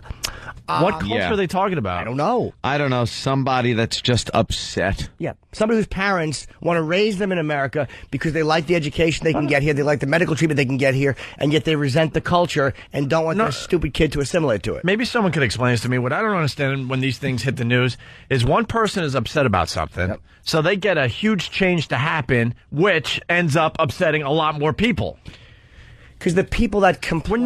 We're never gonna make everybody happy. So why do we have to now make more people not happy? I never understood that growing up. Never understood that. Like taking Imus's show off the radio, it satisfied a small group of people that didn't even listen to Imus, and it made a lot of people really, really, really sad. Yes. Probably not the best example, obviously. I should, stick with some of the examples that are similar to what you're talking about today. But these stories pop up. One person can make this incredible change that makes a lot of people really sad. And not a change that means anything. Just I'm a self-centered baby who doesn't like something, and so I'm trying to wreck it for everyone. Halloween thing is it's not all inclusive. How? Some people can't dress up, I don't think. It's against their religion, maybe. Oh, good. Or maybe some children are too poor to afford the costumes. All right, then just take the day off. Yeah. Stay home that day. Stay home. Let the kids dress up. I remember that being a fun little part of elementary school. Halloween, you dress up and you go into school all dressed up. Had fun. Had fun, exactly. Eat candy. Give out some candy. Maybe what you should do is, if they're too poor, you don't want to see anybody excluded, how about they tie little plastic baggies around their heads and go as BTK victims? Pat, Bill Moore. He was laughing at that. What's up, Pat? But Jimmy's not funny, right? Yeah, what's up, Pat? Yeah, I just wanted to tell you that actually Halloween originally started in ancient Ireland. It was a Celtic holiday called the Festival of Samhain.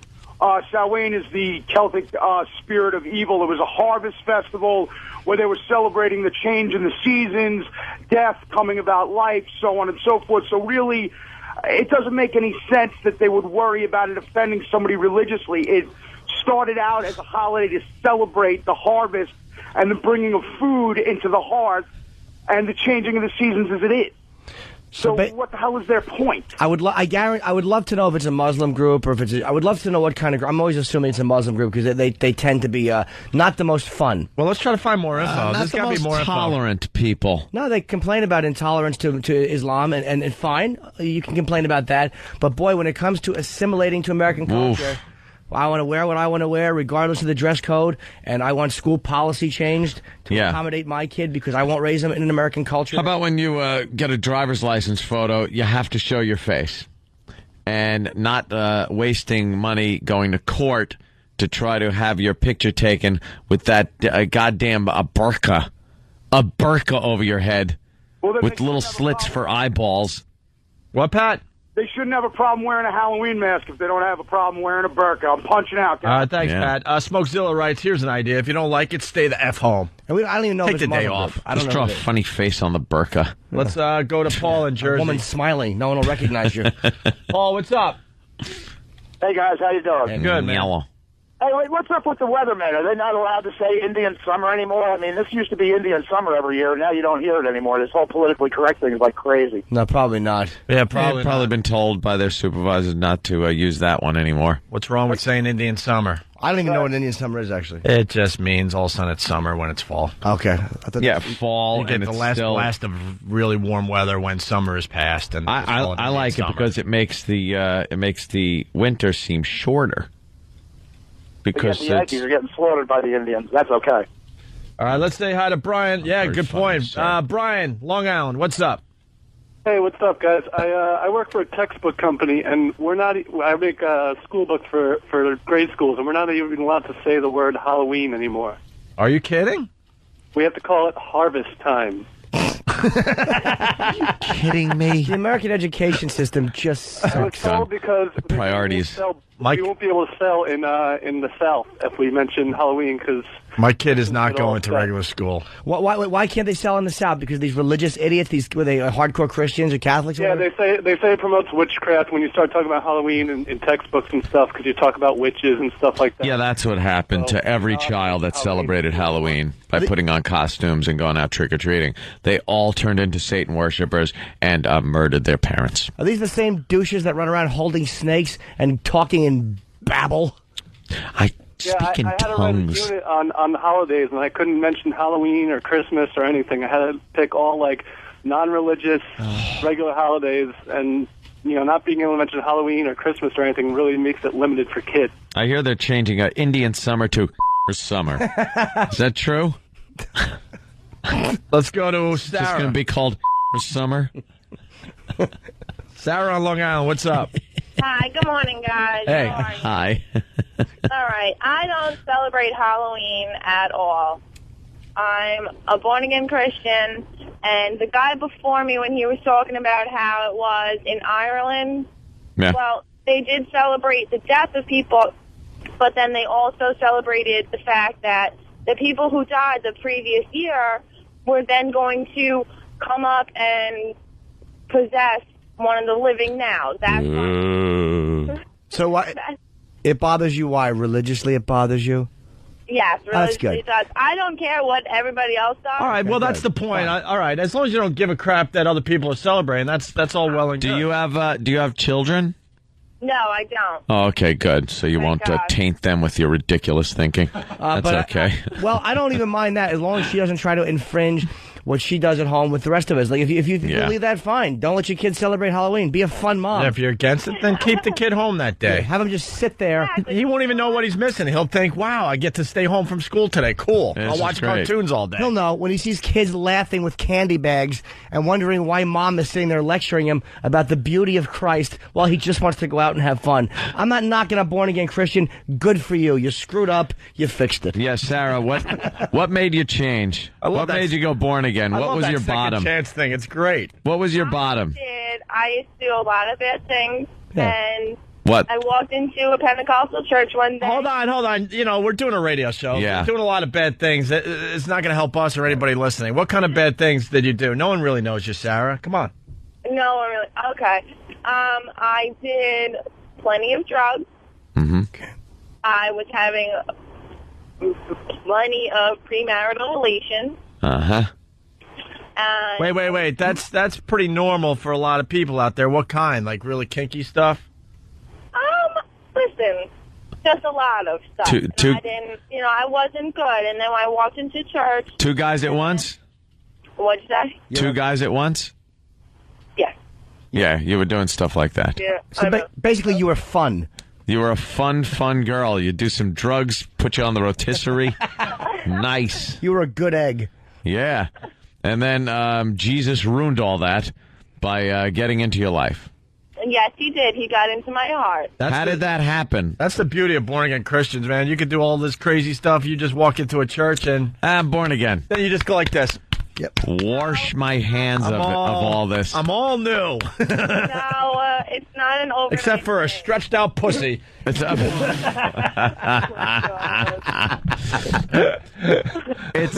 not something that just happens. You didn't walk in and have some revelation.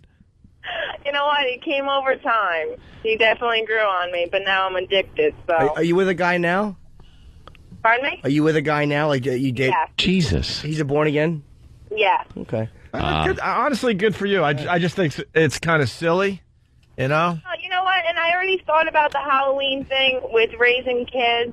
And my whole thought was that I will have my kid, I'll take him out of school for that day, and we'll go, and hang out, go to a game, go to, something else, and get his mind off of the whole Halloween But, Miss, don't you understand, why don't you just allow the kid to celebrate in the spirit that the other kids are celebrating? No one is looking at it like the dead possessing the... It's just a ghoulish, silly reason for kids to carry around a pumpkin thing and get candy. Yeah, the holidays in this country, if you took a poll, I would say most people that celebrate Halloween, celebrate Easter, they don't even acknowledge the religious angle in these holidays. No. It's become something else.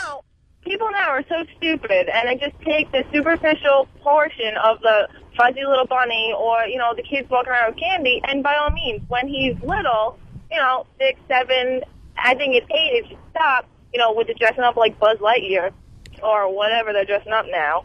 And then at around 9 or 10, then come to the understanding of what the Halloween really represents. That's fine, but why, again, who cares if it's commercialized and fun? Why not? It's fun. Christmas is fun. Easter is fun. Thanksgiving is fun. No one's thinking of the slaughter of the Indians when we eat turkey. I do. Well, yeah, but I like that part of it. It's fun. Gave us a lot of good real estate. That's right. We all put anthrax blankets on, have a few laughs, a few giggles. But God, all right, Sarah, thank you. Thank you, guys. Have a good day. Bye, Sarah. I put one hand up and go, ugh, me like heap 'em turkey. Because I like speaking Indian. Me and my family just watch F Troop and laugh. Yeah, the Hekawi Indians. Let's go to because they got there and they were like, "Where the heck are we?" That's what. Is that really how? That's their story. Wow. It wasn't originally the Hekawi Indians. It started with an F, and that was their name.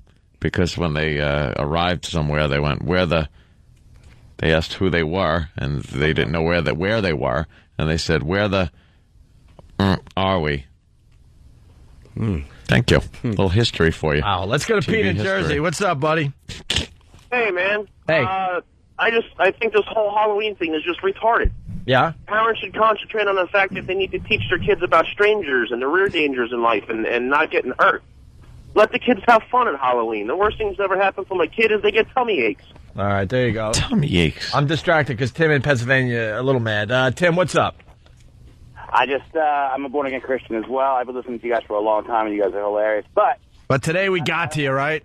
This is the beauty of this show. People love us until we hit too close to home. Hit their thing, right? No. Listen, you can say what you want, buddy. But I mean, you guys talk like you have some sort of superior belief system, and that we're ridiculous. We do. We don't know. We're silly, and what is that all about? Tim, can I say one thing? It's not that we think we're better than born-again Christians. Whatever cleans your life up or whatever makes you feel good, fine. But we don't try to impose our thinking, and it tends to be more religious people tend to try to impose their thinking on other people, and that's what the problem is. Yeah, I don't think my beliefs are superior to yours there, Tim. I just, we point out observations. I love the born-again Christian thing, that you could, have, the craziest life. You could be a sloppy party bottom and do whatever the hell you want. And then you walk into a church and you just go like this and start over. And you get to start over. I think that's an amazing concept. Oh, yeah, see, there you go again. It's not me. I don't know, maybe... Tim, and we're also joking a little bit. I don't find what I believe superior to what you believe at all. What happened? Jimmy said it best. If it works for you, great. Yeah. I honestly, in my life, I don't think that would work for me. I'd still probably have some guilt and go, wait a minute, all I had to do is walk in and out of this church or find Jesus and I'm good. I think I'd still be haunted by some of the stuff I did in my past. That's all. Tim, what happened? I'm praying for you guys, okay? What drove you to become born again? I grew up in that kind of household and made the decision, when I was a teen. And I had screwed around a lot, but I was no drug addict. I didn't really get into a lot of trouble. No, you didn't bottom out somewhere? Yeah, you just figured, I'll be born again. It made sense to me. It made sense. And, when I did become born again, I definitely, my life changed. And I see things through a different kind of a filter. Are you married? Yeah, I'm married, I got kids, and we even go out for Halloween. But, there's like a different level of consciousness, I suppose, that, you know, I don't know, I operate on a different, you think things through spiritually. Hey, Tim, I'm not saying that... Tim, let me ask you a question. This is what bugs me. It's not that you're born again or your kids are good for you. But why is it that, like, if you like the radio show and we tease everything and we're idiots and that's what we do, why is it only, like, when it's a subject that is involved with a person personally that bothers them? Like, why are you praying for us now but not when we make fun of Islam or we make fun of murder or... Like, you know that we hit everything just like the morons we are, so why would that all of a sudden bother you because it's your thing? Because that's human nature. Up and just hear myself on the radio. All right, bunch it out. All right, thanks, Tim. I think it's just human nature. Yeah, I think so too. But when someone hits close to what you believe in, then that's when you finally get offended. Let's go to Scott in Teaneck. What's up? Hey guys, how you doing? Hey. Listen, I'm a teacher, and we were told at the beginning of the year not to celebrate Halloween, not to celebrate any of the holidays, because it will offend Muslim groups, it'll offend Christian groups, it'll offend all groups. Mm-hmm. And also there's a huge poster of a witch, and someone had to take it down because it offended someone at school. Of course. People are too offended these days. No one has the courage just to go, look, I'm sorry you feel that way. Yeah, it's like, hey, been doing this for years. Sorry. I mean, we're getting over the top with this political correctness. Dude, there's no line between somebody who's saying something genuinely vicious and awful where you have to take it down and somebody who's just being hypersensitive. Hypersensitive people are not just dealt with the way you should, which is to go, I'm sorry you feel that way. Yeah. Shut up. Move on. I'm sorry. This political correctness is all around us. I'm just waiting for people to be fed up and start the pushback. Because it's a tiny minority in these instances that are just pushing around the majority of the people. And they got them running scared for some reason. I don't get it. Yeah, we need the pushback. It will happen, too. I have faith in the pushback. We'll get fed up eventually. And then the pendulum will start swinging the other way. Pendulum. Let's go to Peter. Peter, what's up, buddy?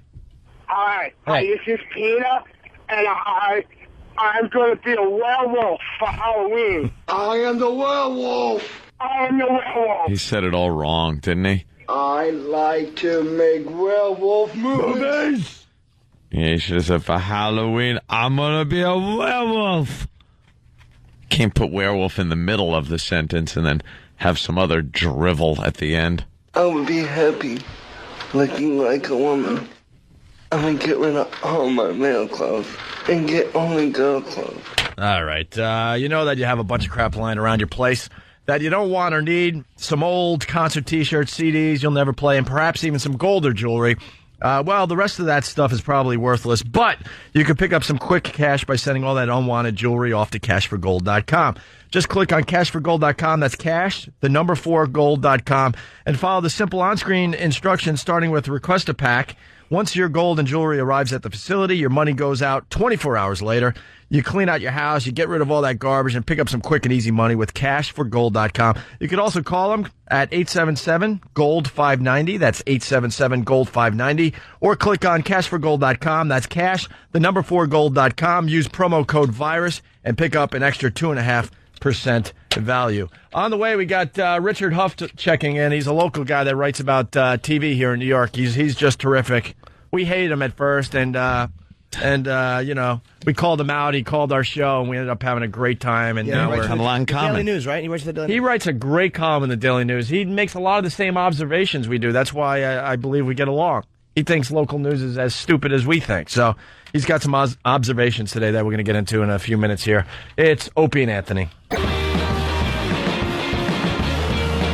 Opie, Anthony, Jim Norton, heading to L.A., Jay Leno, Monday night. There you go. There's your bullet points. Made it sound like we're all going. I wish. It's just Jimmy. We effed up our late night crap by going on Leno. No, I think we had an in with Letterman. Now he's pissed. They wanted us back, and then we decided to do Leno. And now Leno's too far to do. We thought we were a 2 talk show guy. No kidding. We're like 3 blocks away from Letterman's studio, and they don't want anything to do with us anymore. I think they'll have you back on Leno. Why wouldn't they? I'm kind of happy that we did Leno. He was really, really cool to us. Great. He's very supportive of the show. So Jim Norton on Leno on Monday nights. So with a group I don't know, the Shins. Apparently they're really Shins cute. are great. No, I hear they're great. Garden State soundtrack. Pick it up. You might like that, Jimmy. And Ben Affleck. Just men of a similar ilk. I'm going to poke my head in the dressing room. Ben! What's up, Ben? Yeah. Hey, we got Richard Huff standing by, but first we got the football picks. Sponsored by Dish Network. It's time to get more TV from your TV. Sign up for Dish Network today. Well, I'm having an awful year in football. My brother's doing the picks. He pretty much won it all with Travis last year, and this year he sucks. My brother sucks at picking these games. And now he sucks at writing email, too. Oh, God, is he a hack. He might make a good T-shirt, but he's a hack. My brother writes, you might be better off picking them yourself this week because it's crazy what's been happening. We're through the looking glass, people. Down is up, black is white. Here's what should happen. Yeah. That actually hurt me in the soul. Yeah. Did he actually write, we're through the looking glass, people? Yeah, everything's all wacky. It doesn't make any sense. That's why he's not picking winners. But down is never up. No, it's not. You could say it a million times, but no, down is not up. It's always down. Down could never be up. Down is down. Exactly. Down is up, black is white. And black can never be white. Call me. Obviously. Here's what should happen. Good day. Well, you ready to write down my exciting football picks there, Than? You got it. This is the part of the program where people look at their radios and go, big whoop. This is the big whoop segment of the Opie and Anthony show. I got to know what the traffic is. We just can't figure out. Just punch. We can't figure out this football pick thing. I got to tell you. Stephen S. from Bayshore, that's why you're not writing in today. You're standing over there. Why isn't he sitting in here watching? Come on in, Stephen S. from Bayshore. We got him a gig. This is what we do. We don't care about our fans or our listeners, but we end up hiring half of them. He's looking to see if anyone needs a kitten. Does anyone need a kitten? Yes. What do you mean? Steve is very good at giving people kittens. Everyone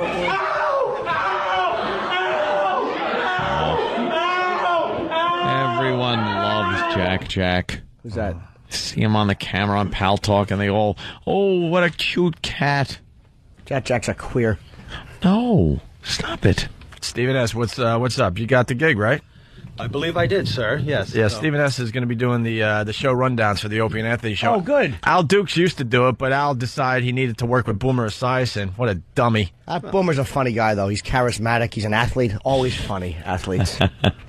Al will be crawling back to this organization, and you know what? We will accept him. Yeah, we love Al. We do love Al. He just made a dumb career move. He'll find out eventually. He's a blithering retard. And he did a great job at the show rundowns, Al Dukes. They're on 923krock.com, which confuses everybody across America because we're on a lot of different radio stations. That's why I told Tracy we need maybe another website where we could say Opie and Anthony Radio or something, and then bam, you get the rundown and everything else that people want to see from this radio show. A central location. Yeah, absolutely. With then links to the various radio sites. But the show rundown is terrific. We just don't promote it a lot because we don't want to say K-Rock a lot because that'll confuse people listening on YSP and BCN. Yeah.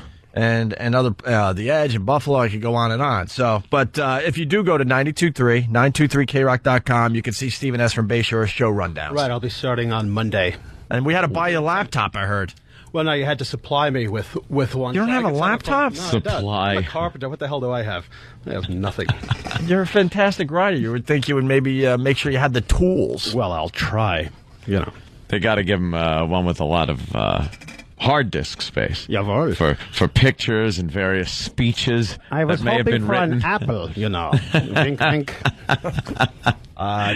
Chester's liver's calling me out, Jimmy. Steve's a fan of the era also. Yes, I'm a fan of the era. And the Nazis. I mean, just the era. Chester's liver is calling me out there, Jimmy. Why? Opie stepped on Jimmy's. You don't call it up syndrome. Sorry about that. That's a terrific line. Another retard joke I do, but it'll be 40 more before the show's over. All right, here we go. Here's the football picks according to my brother Elmo. Brother Elmo on MySpace. We got the Jets over the Giants, yeah. And he's calling that one an upset. This music. Yeah. Trying to bring some excitement to this who gives a crap bit. Jets over the Giants in an upset. Is Tom going to come running in here and go, you agreed to this? So he's going to skip. We just don't know how to do football picks in a way where everyone finds it exciting. We've tried a few different things. So you got the Jets over the Giants. That's an upset. You got your Saints over the Panthers this week, Dan. Write that down. You got the Chiefs over the Jaguars. The Arizona Cardinals over the St. Louis Rams. Broncos over the Chargers. That's another upset, people. Another upset right there. Boy. I call it upset. Baltimore Ravens over the San Francisco 49ers. And then you got the Packers beating up on the Chicago Bears this week. Thank you, Brother Elmo, for the football pick. And thank you to... Look through the looking glass. Dish Network. It's time to get more TV from your TV. Sign up for Dish Network today.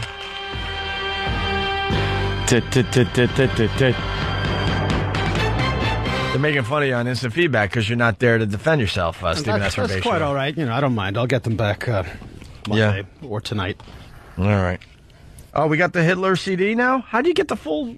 No, we don't. That's just the track list. Oh, we got the track list. Of what? The Hitler CD? Yeah. Apparently there's been some kind of hate mailings going around. All right, hold on. In my neighborhood. Hold that thought. We got Richard Huff standing by. He only has a few minutes here. Richard Huff! Hey there, is this the Dream Makers? Yes. What's going on, Richard? How are you guys? Well, good. Saw your column in the paper this morning. Very interesting, very insightful. We agree with a lot of what you say in this thing. The news is just it's insane now. It's not the news anymore. Well, obviously, this piece is dealing with the promos, which are not even promoting the people on the news. I mean, I'm talking about this Good Day New York dancing spot, which sadly has the anchors trying to dance, but does nothing to get you to watch the show. Is there a reason that anchors and weather people should be dancing, and that should be what gets you to go, these are the people I want to watch to inform me? Well, see, that's the thing. In the mornings, they tend to be a little looser, and that's where, you could get away with this. I couldn't imagine, say, Chuck Scarborough and Sue Simmons doing something like this, although, let's not forget, they do the singing things. So I could imagine Sue Simmons and Roz Abrams doing it, though. Yes. What happened to the morning news where it all of a sudden has this, it's a goofy show. It's not even news. It's news-ertainment. They dance on the CW11 News, which we call Jill TV because of Jill Nicolini, the lovely traffic girl. They with do the something. Big bosom. Yeah, she's got big bosoms. She does something called Dance Friday. That's right. And they just start dancing. And everyone's laughing, and I'm sitting there going, isn't there a war going on where people are being killed? Well, yes, you're absolutely right. And it's funny you mention that because it is odd every once in a while when a show like that goes to real news, when there is some breaking news because they're mixing that stuff in. Well, we pointed out during the 9/11 anniversary, all the news stations that are usually wacky and kooky in the morning, like CW11, when they have an animal story, they play the little sound effect, and they have sound effect drops that they throw in. But then on 9/11, for that one day, they had their somber versions of their theme songs, which are usually fun, and it was just this somber version. They all wore black suits and ties. No cleavage. Yeah, no cleavage was showing, and no dancing. They were just very subdued. No and then squirrels. The next day, no squirrels. Water skiing. Next day, skateboarding, dogs again, and all back to fun. And bikini car washes. Well, the thing is with those shows is they've got so many hours to fill it. They would argue, look, we give you some news in the beginning, and then we have the rest of this entertainment stuff. There's no doubt they're trying to keep people longer. I can give them that, but you're right. There does seem to be a lot of entertainment mixed in with it. I think it completely tears away any credibility they have when they do try to report on serious news, and they give you no details. I think they're seeing things like YouTube and other media that is so quick hitting, and how people's attention is very short these days, and they tell a story, and it leaves me sometimes going, well, what happened? Who was this one? Or why did this person do this? Or there's some more questions than answers on the news, and I find myself going to the internet to try to find out more about a story. Well, I mean, that's a challenge everybody's facing in this media world now. I mean, how many times does somebody say, hey, look, did you see this YouTube video? And that then becomes our new campfire that everybody's talking about. So everybody is struggling with that. We're struggling with it. You're struggling with it. How do you keep people into this stuff? And it gets a little crazy sometimes, no doubt about it. And I find the same thing. There's nothing worse when somebody says, for more about this, go to our website. Well, if we needed more, why didn't you tell us now? Yeah, just give me the information. Well, they don't have time to tell you more. I actually I think it's promising that finally TV's embracing the internet, because they just ignored that internet thing like, oh, it's a fad, it's going to go away. But finally they're at least embracing it. Well, that's a good point there. I think last week, for example, the Today Show had like a record, 14 million page hits. Yeah. And I think people are starting to look at that now as that extra audience that we weren't figuring out before. Right? They go to pornography or something. That seems. Well, I think it's an interesting trend too, because TMZ, obviously a huge website on the internet, is now a TV show. Absolutely. And I said, finally, they're getting it, because there's so many people going to the internet for their entertainment. They can't be bothered with a lot of the crap that's on TV. And finally, someone realized that and said, wait, why don't we take one of these really hot websites and turn it into a TV show? And then what TMZ gets to do is that what you were just saying, like if you need more info on the Britney Spears thing, or you want to see the long version of the Britney Spears video, go to our website. They're like at least working together finally. Well, but that's an interesting challenge here. Do you like the TV show? It's all right. See, I mean, that's the point. The website works really well because it's like, 15-second clips of somebody getting trounced outside of a club. Right. I'm not so sure it works that well on TV. I'm watching it every day. I think there's some humor involved in how they're presenting it, and they're not trying to make believe they're like Entertainment Tonight, like they're like highbrow and they're just giving you the entertainment stories. They're basically going, look, I'm with you. I want to see Britney Spears puking in an alley, and we think it's hilarious, and here's the video. I like that from TMZ. Yeah, and that's the nice thing about that. They do that with a wink. And you're absolutely right. They're not saying, now on Entertainment Tonight, here's the biggest, greatest. Yeah, well, when they do the Britney Spears stuff on Entertainment Tonight with Mary Hart and all that, it's like they start with a little dramatic music, and they look at you like, oh, God, look at it. She's a mother. Britney in trouble She's a mother. Again. But they're showing it just like TMZ's showing it, because they know it's great for their ratings. Yeah, I mean, TMZ as a web phenomenon is a huge success. I mean, anybody who's in the media gets the emails constantly each day of the latest video and the latest update. It's amazing with where their cameras end up. You know what did translate very well, I think, from one medium to another? The cavemen, from the commercial to network television. Because Richard, did you watch the Caveman show? Well, I saw the pilot. I did not see the one they aired. Oh, you didn't see the one they aired? Did you like the one they aired? I laughed until my sides hurt. Because it was so good? Oh, it was wonderful to see if I could say this without laughing, to see the cavemen involved in like situations you and I would be in. I mean, it was incomprehensibly good. Well, I'll tell you, I saw the pilot, which I thought was horrifically bad, and showed it to some other folks who felt the same way.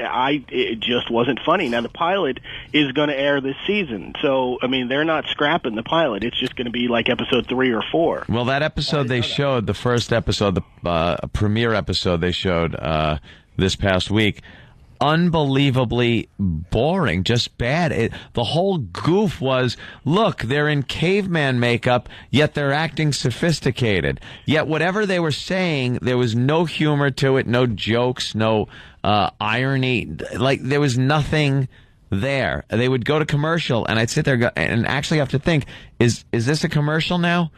Or is it still part of the show?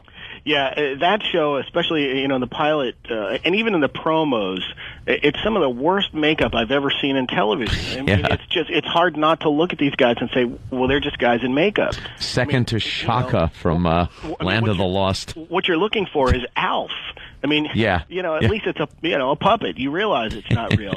These guys are trying to be real. And the other thing, the thing about cavemen, and you guys are in the business here, is the amazing thing is that it got on the air. Yeah. And that these things don't happen in a vacuum. It's not like you guys hatch it in the back room and put it on the air today.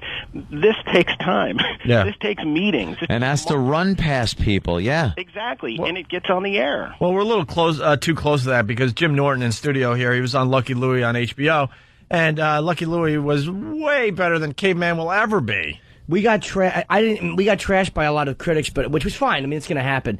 But it wasn't the fact that I minded them not liking the show. It was when they went after content and language and the set. When they went after things like that, and yet they seem to reward things like overly done sets. And I had a real hard time with it. Yeah. Hey, Richard, what do you cover? You cover the local news and what else?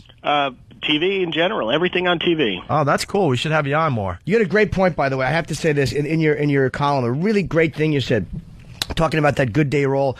You said it's cute, it's snappy. It actually makes some colleagues chuckle. That, in a nutshell, is exactly this self-congratulating, smug attitude the news has had. This wink at myself because I'm behaving cutely on the air. And it's revolting, and it's not cute, and it's not engaging, and it's not intriguing. It's certainly not informative, No, like they're supposed to be. That's exactly what it is. It's cute to some colleagues. And another point in your column, they hired a new anchor at one of the stations, just trying to make it make sense for the rest of America. This is where everyone can relate. The new anchor, this woman, she already's making a mark, Richard Huff writes. This week, while reading a report about Beyonce canceling a concert, she said this: her peeps say it's a scheduling conflict. Yeah, peeps. Yeah. We're now downgrading the language to try to get younger viewers in. And try to be hip. It's look, do people use that on the street? Absolutely.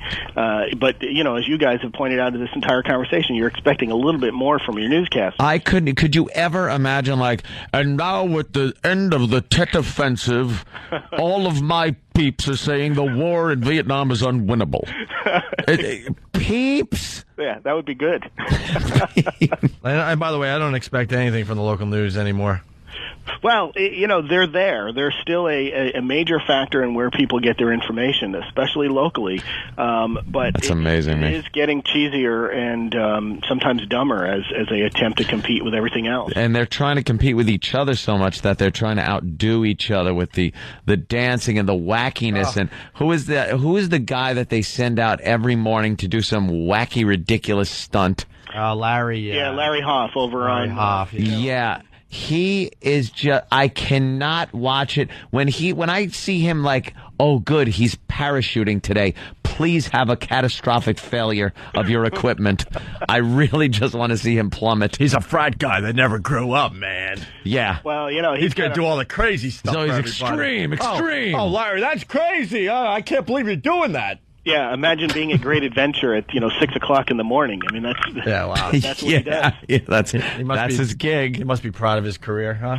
Well, he's probably done at 10 in the morning. So right, yeah. Who's laughing? The problem is the fact that the news. This is why I don't even mind the news doing this, but just be honest about what you are. It's that they're given this special preference when it comes to content and when it comes to things like that other shows are not given. The news is allowed to go so much farther with what they show and what they talk about, and because that's what they're news. They're news. But in reality, they're becoming more entertainment than news. The news is like a backdrop to them showing snappy graphics and sound bites and getting talking heads on there. It's not about... I can't watch a newscast in the morning and really be informed about what's going on in my area. Well, I think, to that point, you got to watch the very beginning of the shows where you're going to get your news break. The rest of it is filler. It is filler. I mean, but they glaze over all those stories. I don't know. There's so much information I don't know after I hear a story. I hear it piques my interest. I go, wow, that's maybe something that's happening in my neighborhood. And I sit there and go, they didn't tell me kind of a little insight onto why this happened, who was involved, suspects, what the police are saying about it. Like, there's none of this detail. They just say there was a murder here, and police are looking into it. Next up, we got. Do you actually expect that, though? I would like a little more information. I watched the news and realized just about all of this is just nonsense. They just showed the complete Good Day, nonsense. The Good Day Roll commercial, where they're all dancing. Yep. And it's like this. It's this phony joy and this fake plastic everything's all right attitude. It's just drivel. Yeah. It's drivel. As then they tell the news and talk about murders and rapes and child abductions. Hey, Richard, what's your favorite show on TV right now? You know, I like a show on NBC called Life. Life? Life. It stars Damian Lewis. Oh, yeah, he's great, man. Yeah, and Sarah Sahi, who's one of my favorites, is his partner on that show. It's a quirky show. I don't know if it's going to make it just because of time period up against Dirty Sexy Money, but, you know, it's a fun show about a guy who was a cop who was wrongly convicted, gets out of jail, wins $11 million, I think, in a settlement, and he goes back to work. So he's got a lot of quirks, and he's out to get the folks who got him. Oh, yeah, I heard about that show. Hey, what do you think about that show that the guy that was in Rome, he's in, and he does a little time travel thing? Journeyman. Yeah. Journeyman, yeah, Kevin McKidd. You know, that show's not so bad. It's just a little hard to figure out when they're flipping back and forth. Isn't that Quantum Leap, though? Yeah, I was saying that's kind of Quantum Leap-ish, but... Exactly. Quantum Leap was great, by the way. I loved that show growing up. The problem is, you know, unless he goes back so far that, you know, they're wearing Roman costumes, it's sometimes hard to figure out whether it's, you know, 1980 or 1990. Oh, okay. That's a little difficult. But, you know, I think it's an interesting concept. He's an interesting actor. Yeah. I don't hate it, but I don't know if it's going to work either. Do you dig the reality show still, or? Oh, yeah. I love reality shows. I thought the Nashville on Fox was a pretty good show, which is getting pulled anyway, about it's a Laguna Beach set in Nashville, which is pretty cool. And I'll watch virtually anything. You like the hot babes in those reality shows. I will not deny that. You watch Kid Nation or Biggest Loser or... you know, Biggest Loser is a fun show. I love Biggest Loser. It's a fun show, and you don't feel bad about yourself in the end. Kid Nation, I was a little disappointed in. You know, just the hype aside, and I realized that was a publicity machine working full blast. Yeah. But when we actually saw the show, it wasn't so good. I wanted it to be better. And a good example of that, I have an 8-year-old daughter who watches it every week and told me that a bunch of her friends say it's a stupid show. So, wow. So if you're losing the kids who are supposed to be part of it, it's not working. Cast is just way too big. The cast is way too big in Kid Nation. I was hoping for just a little more of that Lord of the Flies mentality in that show. I'm not saying let's sacrifice a kid or anything, but it's so controlled, and you can tell there's a lot of adults around. Well, I think CBS threw all that out there that these kids were working in horrible conditions, and where's the outrage? I think, the publicity. I think they started that whole thing because it's so obvious. There's cameramen and all sorts of people around. These kids are not unsupervised. Well, look, CBS played us all masterfully with the launch of Survivor. Mm-hmm. You know, when Survivor came out, we were all talking about 16 people being dropped on an island, and everybody seemed to forget there are camera crews and medical crews, because we wanted to believe there were 16 people on an island living by themselves eating rats, which they did. But you forget about all these other people around. They're not going to send these kids out there on their own. It's just not going to happen. Yeah, with this authentic element of danger. It's this perceived element of danger. Well, I mean, look, there's no such thing as real reality. It just, Cops is about as close as you're going to get to that. Yeah. The rest of this stuff is sort of contrived. That doesn't make it bad, but for anybody to sit here and think these kids are out there by themselves is ridiculous. Yeah. And CBS, having lived through the Survivor start, figured that if we don't say anything, or if we just let this stuff sort of trickle out, we're going to build attention for the first night, which they did a little bit, but ultimately when folks saw the show, realized it wasn't that good. Yeah, I kind of gave up on it already. And I watched the first episode. I was kind of into it. Then by the second one, I'm like, all right, nothing else to see here. Time to move on. Well, the problem is there are just too many people. There are too many kids, and folks have described it as Lost, where you get a couple that emerge each week. But, it's not like Survivor, which is a granddaddy in this stuff, where, by 4 weeks in, you've got a core group of people you're following going and drawn to. Yeah. No, I love Biggest Loser, especially when all the fatties get together and they have to vote off one fatty from their team because, they're not good enough to lose the weight. I'm sorry, you lost only 8 pounds instead of 12. Right.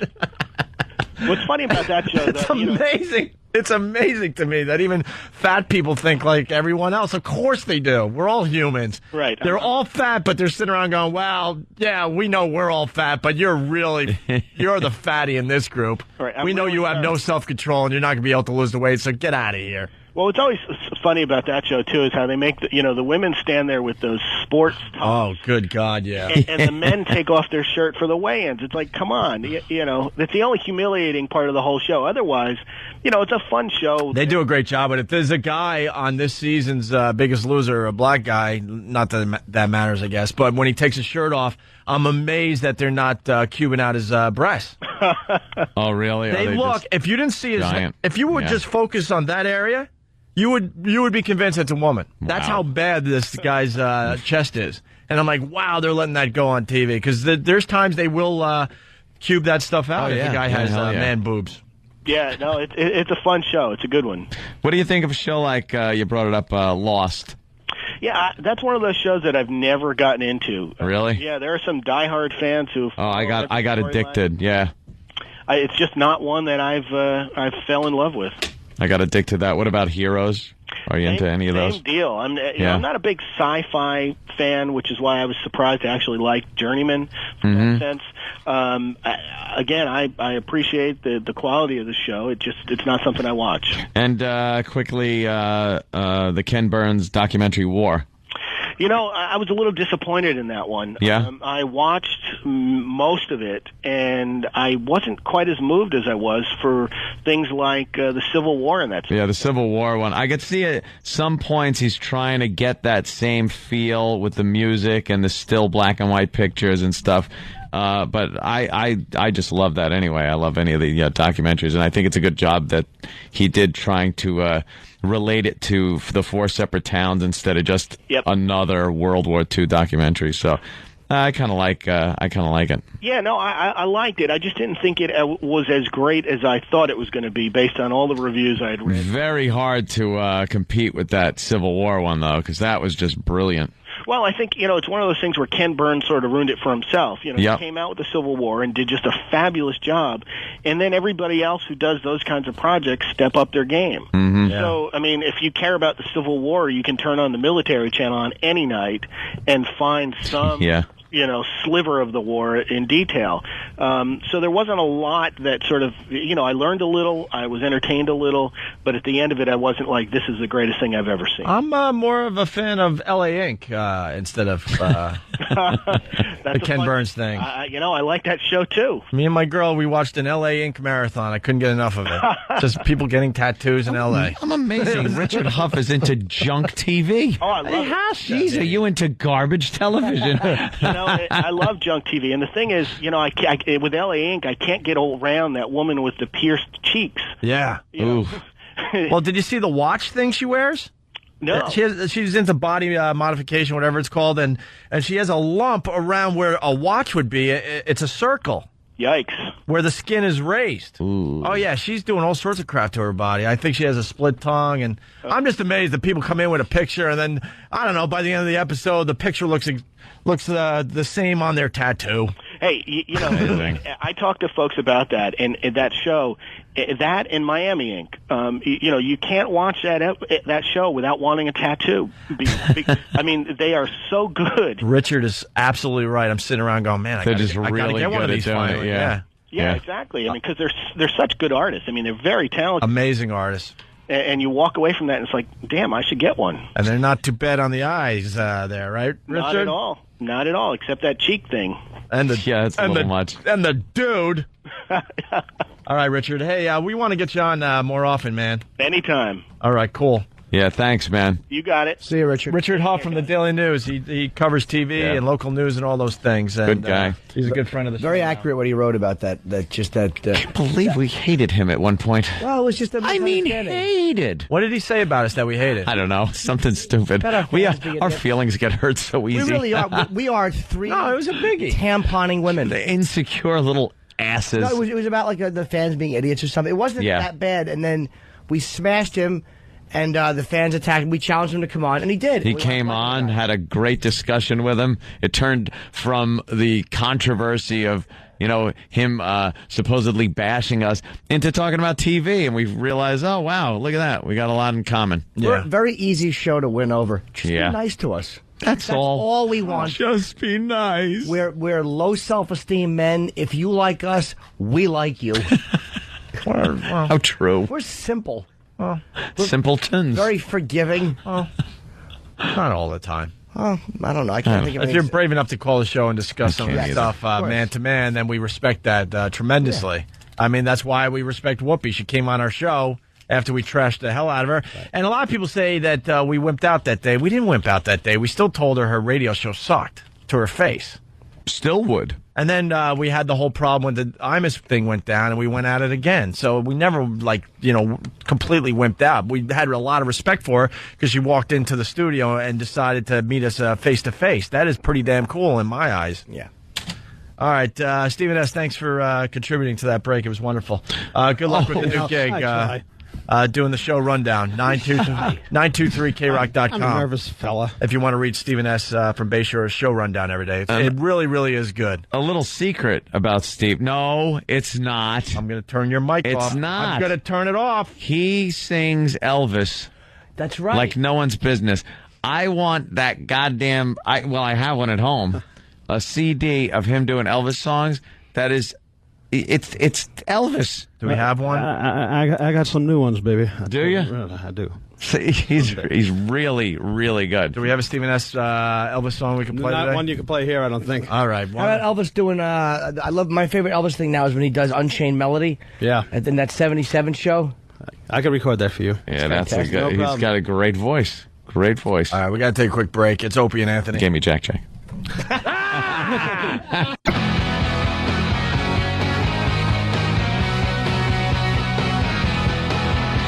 It's the Opie and Anthony Show. O&A virus spreading across America.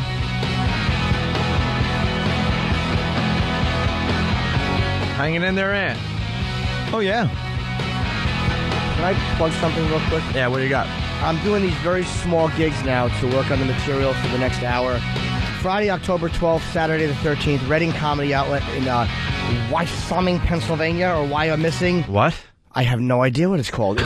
Should actually know how to say the... No, you should. It's the worst city name ever. You told me you were going small towns, but wow. You just found one I never heard of before. I only want to do tiny gigs to work on this. That's what I want to do. It's a fun way to get back into doing a new hour. You can't do the same crap you just did on HBO. October 12th, 13th, Reading Comedy Outlet in Wyomissing, Pennsylvania, and October 19th, 20th, Danbury, Connecticut at the Treehouse. Nice. Danbury, Connecticut. So if you want to come out, I'm doing 2 shows each night. All right, very good. It is E-Rocktober. E-Rocktober. E-Rocktober. It's E-Rocktober. Thank you, Eric, for totally ruining the show. Wow, that's great. It just ends right there. E-Rock. It's E-Rocktober. Featuring more E-Rock hoopla than any other station in America. On the Opie and Anthony Show. Yeah, other stations have Rocktober. We got E-Rocktober. Where's Renee? Because you gave her an assignment for E-Rocktober. Renee, of course, one of our lovely interns. Actually, the only lovely intern. Yeah, one of our lovely interns. Who else? Pat Duffy. What's wrong, Eric? You don't like this bit? Shut up! We don't care! And it's got production and everything now, which is just wonderful. It's E-Rocktober. I do absolutely nothing around here. On the Opie and Anthony Show. Oh, poor E-Rock. No. Being quoted accurately time after time. Are you a fan of Mayo being picked on by coworkers and sleeping in late? Then you'll love E-Rocktober. This is not going to end well. It's E-Rocktober. See, we left you alone yesterday, E-Rock. It's back to you today. See what we do? One more, right? It's E-Rocktober. Oh, E-Rocktober. E-Rocktober. E-Rocktober. And there you have it. Renee in studio. Hi. How are you, Renee? I'm good. How are you? Good to see you. Renee comes in every once in a while and brings us stuff that she thinks is funny. Yeah. And so I'd like to bring it all together because it is E-Rocktober. Then you decided to have her, look through the E-Rock, what the F bits? Yeah, we're combining the two bits of what Renee thinks is funny and E-Rocktober because she was actually reading the what the F's and laughed out loud.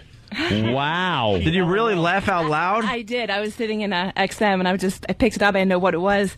I was just reading it and I found one. I just died. Oh my God. You have a very strange sense of humor. I do. Wait, you really think this is funny? You weren't laughing because of how awful it is, like we're doing. No, I'm laughing at it because one, it's the one I'm going to read is funny, and two, that someone's going to sit down and actually type all of this out. Yeah. And I was like, wow, this is kind of true, but it's just kind of sad that someone's typing this out the entire time. All right, hold on 1 second. I got to keep a bit going. How's mother? I don't know, maybe dead. Oh, wow. That's today's answer? No, I have no idea. All right. By the way, can I say this is what Renee is? You're a beautiful simpleton. I bet you're always first smiling. I bet you like Ferris wheels too, huh? What was that? Ferris wheels? No. Not so much? No. They're too confusing. She doesn't comprehend, like, how will I ever get back to Earth? I'm only saying that because you laughed out loud reading What the F. I haven't read it. It could be very good. All right. You know how to follow the What the F format, right? Yeah. We added to it a little bit just to, like, spice up E-Rock's awful bit. So you end with What the F as right. well. Okay. Yeah, you have to. Start with... What the F is with people touching my pillow. If people come over and they sit on my bed and I have tons of pillows on my bed, which one do you think that they will lay on while watching a movie or whatever? My pillow. How the hell, out of all these pillows, do they manage to pick the one I sleep on? What the F? That made you laugh. I think that's funny because one, it's probably true, and two, that someone's going to sit here and think about all their little pet peeves in life and write it down.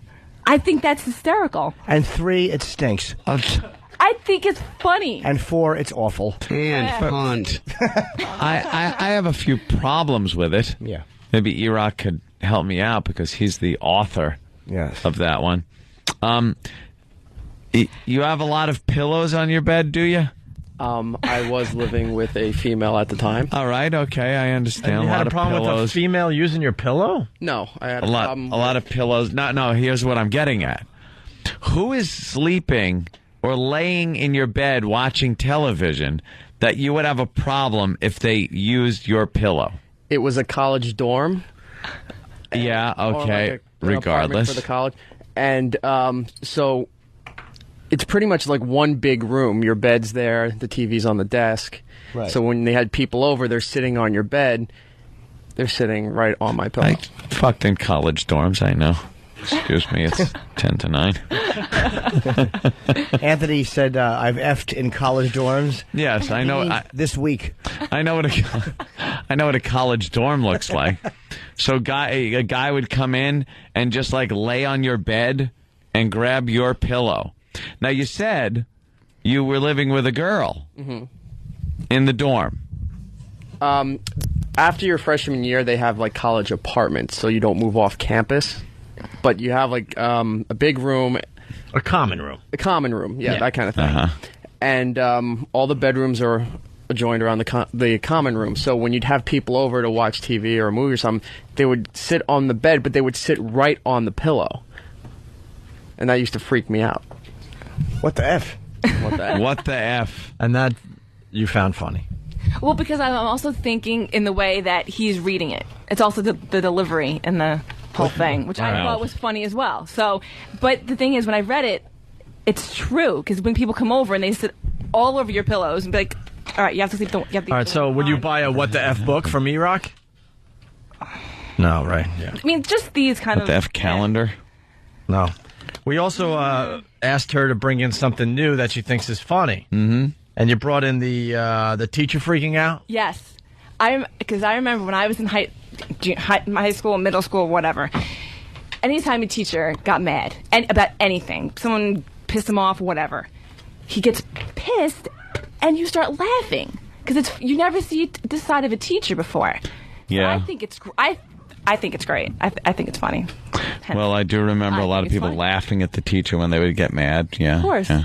So this teacher freaks out at the students, and it's self-explanatory. All right, let's. This is what Renee thinks is funny. I don't want to hear a sound! Not a sound! When the exercise will come on, you will stand quietly, you will pay attention. Any questions? No, sir. What's great is the other students laughing. Yeah. He's losing his mind. No, sir. Mr. Hand. This reminds me of the Boston father picking up his kid. Greatest. That is some of the best audio ever. Yeah. And then it goes on. Student starts to whistle. Teacher yells to stop. No whistling!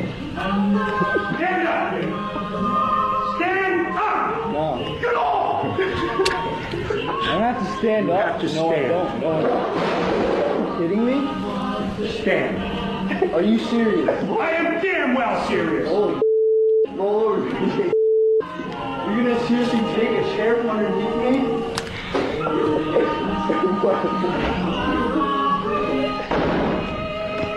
So more of the teacher losing his mind. Pretty much, yeah. You know what sucks about this stuff is that all the students know that the teacher can't touch them. So Right. even the yelling doesn't mean crap. When we went to school, teachers would hit you. Oh, of course. Oh, yeah. I have seen videos of teachers slapping students. Right. But I wasn't sure of those. I had a teacher that used to Yeah. pull hair and do whatever it took to shut up kids. Oh, and if yeah. your teacher hit you in school, when you got home, your dad would hit you because you did something that made the teacher hit you. Yeah, but nowadays, if you are a teacher and you hit a kid, the kid goes home, and now the parent runs up to school and gets the teacher fired. Well, you shouldn't be able to hit a kid. I like. Oh, you should be able to belt them. That was funny. I will agree. That was a good one. Yay! Although the E-Rock thing you read, I've read funnier murder confessions. It's the whole point of the delivery and thinking of him reading it and No being matter how you annoyed. phrase it, I don't care if Jocko the Clown reads it while tap dancing on fart machines. It stinks.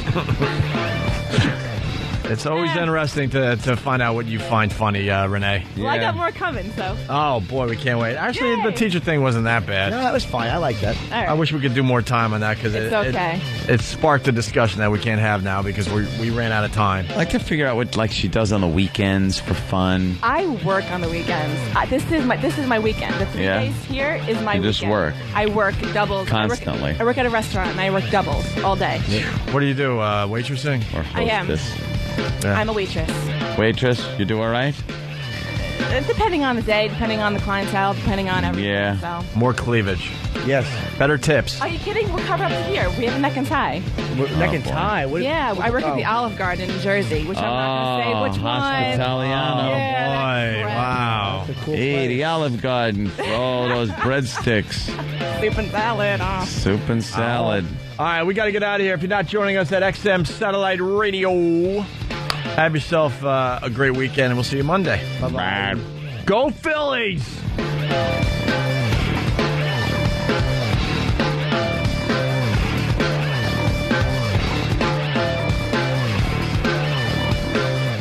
The virus is spreading. Opie and Anthony.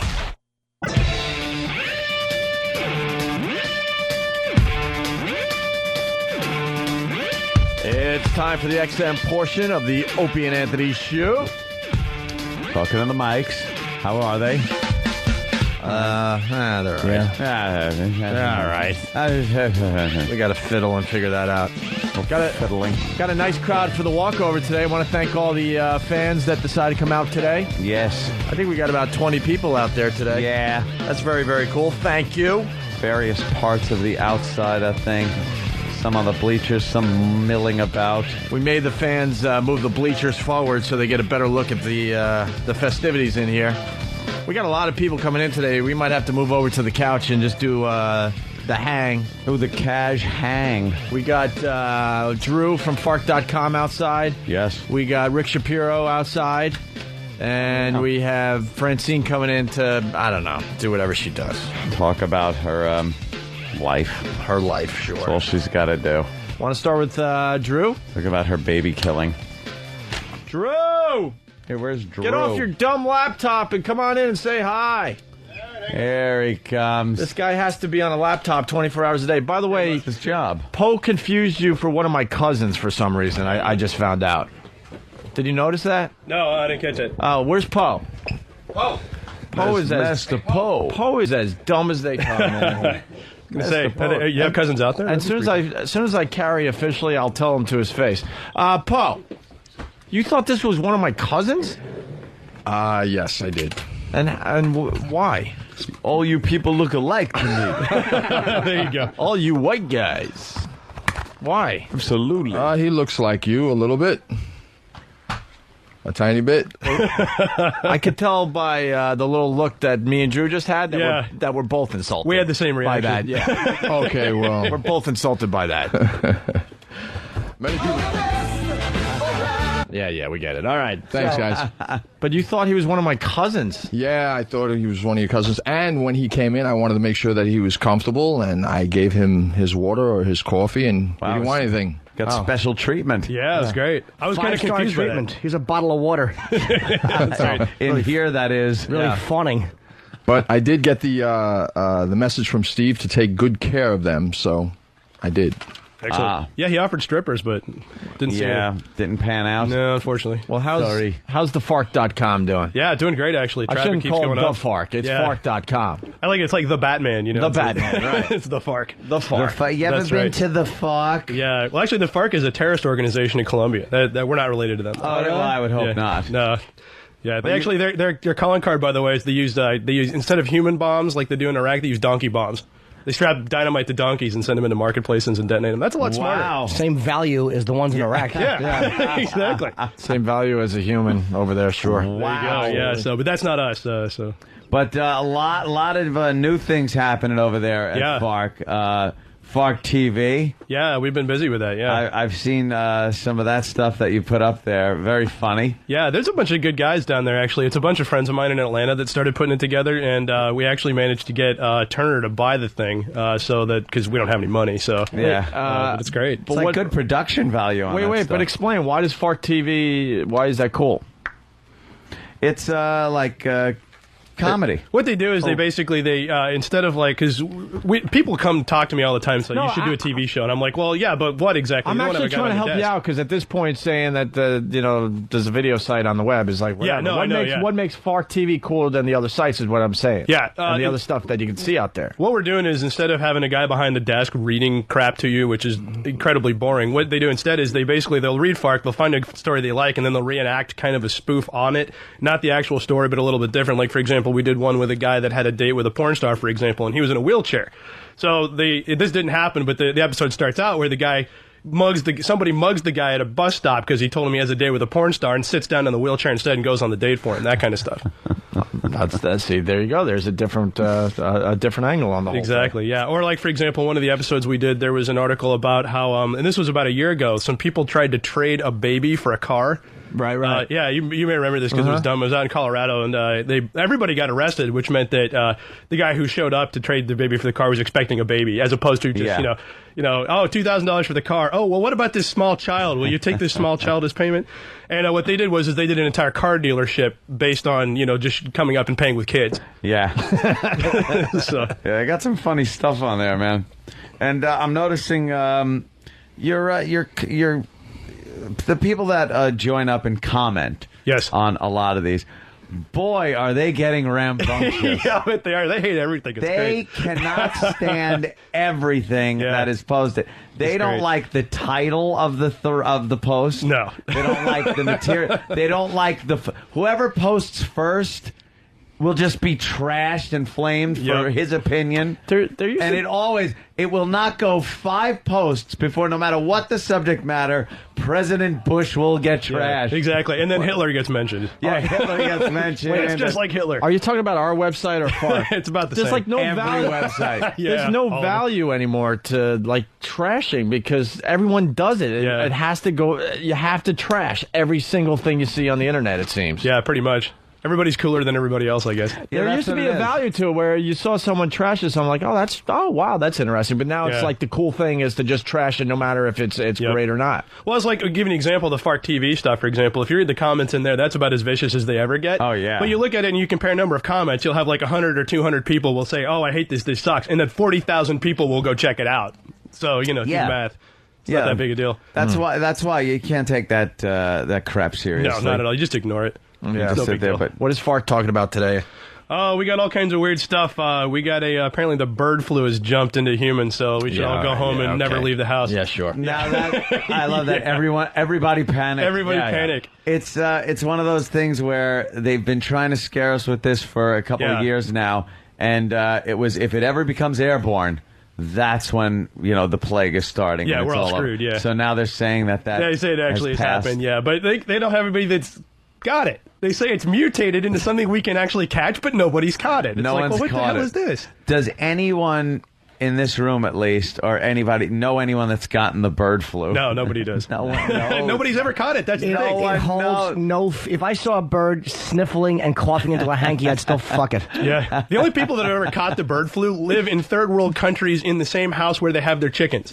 Yeah, There's the shit birds. all over the floor. And they're breathing in like dried shit dust. Yes, exactly. And That's how you that- catch it. And then you go to the hospital and they can't save you because it's a third world country. Yeah, They're they like, don't whatever. know. Yeah, they bring out the guy with the stick and they bleed you for a little while to see if they put can some fix leeches it. on Yeah. you. And that's not going to kill human life. NASA's going to do that. No, exactly. Yeah, This well, I mean, planet will be destroyed, and it'll be NASA's fault. exactly. They're going to allow some dumb space dust to come in and then fuck us all up. There you go. Yeah, no, without a doubt. I mean, I had a book come out recently where I talk about this. It's all about media patterns, and one of the ones is fear mongering. And I actually mentioned you guys in the book. I love fear mongering shit. Yeah, well, you remember Culture of Fear was one of my favorite books. Oh, it's fantastic. Yeah, one of the times I was on the show, actually, coincidentally, we obviously didn't time this, was the morning Katrina hit New Orleans. Yeah. Yeah, and we sat here and we were watching the TV and we were just making fun of the news coverage or whatever because we were like, oh, come on, there's no way New Orleans could be wiped off the map by this. That can't possibly happen. Yeah. You point up, you bring up one of the only times we were completely wrong because I remember that show. Oh, I was right there with you. We should replay that actually because now it's really uncomfortable to hear. We're like, another hurricane. It's like a stupid fear mongering, culture of fear. Nothing's gonna happen. A couple of houses are gonna go down. Who gives a shit? Yeah, it's and then just it turned New out to be what it was. A big It's like, disaster. Yeah, we kind of like walked out of the scene backwards. What like, are we, oops. meteorologists? Yeah. Well, What you are know we supposed to know? What I did was actually that morning I compiled all of the articles being written about it because they knew landfall was going to be that morning. So the media's ready with their crap, right? So I compiled the worst case scenario, which was pretty close to what actually happened, but not exactly because what they said was New Orleans will be underwater. They got that right.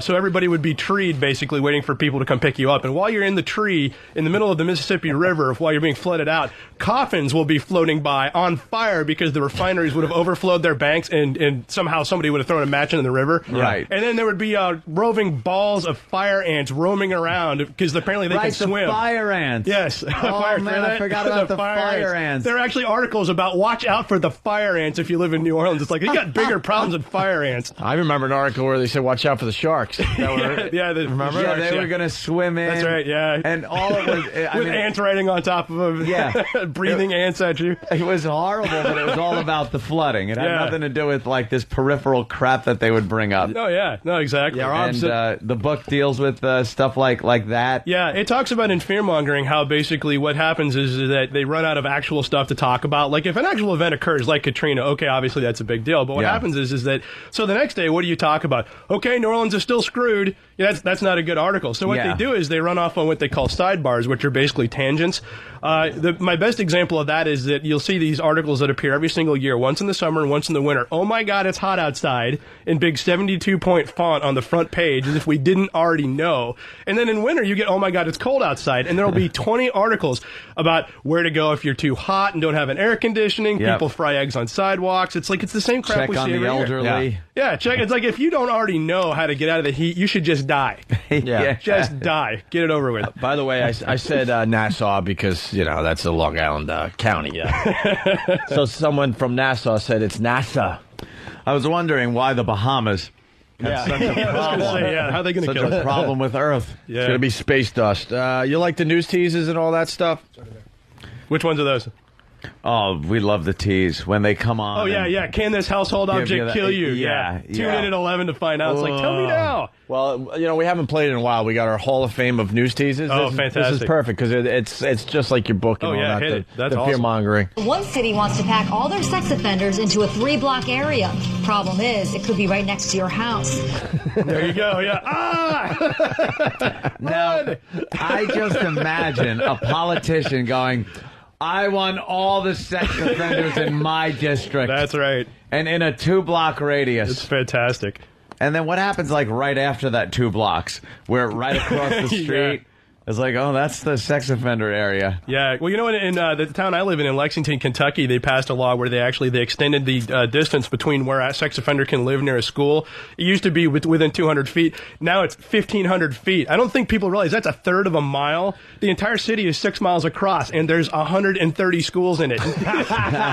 Nobody can live anywhere. They're like one alley somewhere, and then like the other counties. That's all you got. Gonna be up in a balloon, in hot air balloons. You got to be up a third of a mile though, because if you're any lower. Yeah, you want to go out for Starbucks, you got to get in your balloon and just rise exactly. above all the problem areas. Yeah, well, one of the problems we have too is that you can actually get on the sex offender registry for public urination. Which is really bad because I'm scared to death now because I've done it. Who hasn't? Who hasn't pissed after a concert or a ball game You're in front of a getting grade decent school exposure and and they could pop you for that. Here's another one. How a twist on the predator law could shut down religion. That's right. We're closing all the churches. how do they justify even saying something like that? Yeah, that's a good question. Well, what's funny is I talked to my buddy at CNN who gave me a great blurb for the book, who basically said I'm absolutely on target. But he was telling me that the news industry actually knows not to do that in serious news. And he said in particular on 9/11, one of the CNN local affiliates, went to commercial and lost all the ratings for the rest of the day. Nobody came back. Yeah. They all changed channel. Like, screw it. When something actually is going on, they don't do this stuff. Yeah.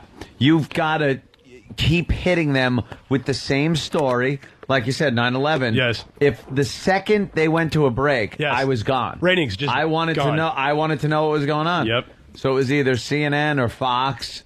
And if they didn't go to break, I know CNN just kept going and going and going. Commercial free. Exactly. Well, it's because they all know that the minute they change it, you're gone. And so when they say, can this household object kill you? If it actually could, they're going to go to a live commercial or live break and say, hey, everybody look out. Yeah. There's bears in the streets. Stay inside. Here we go.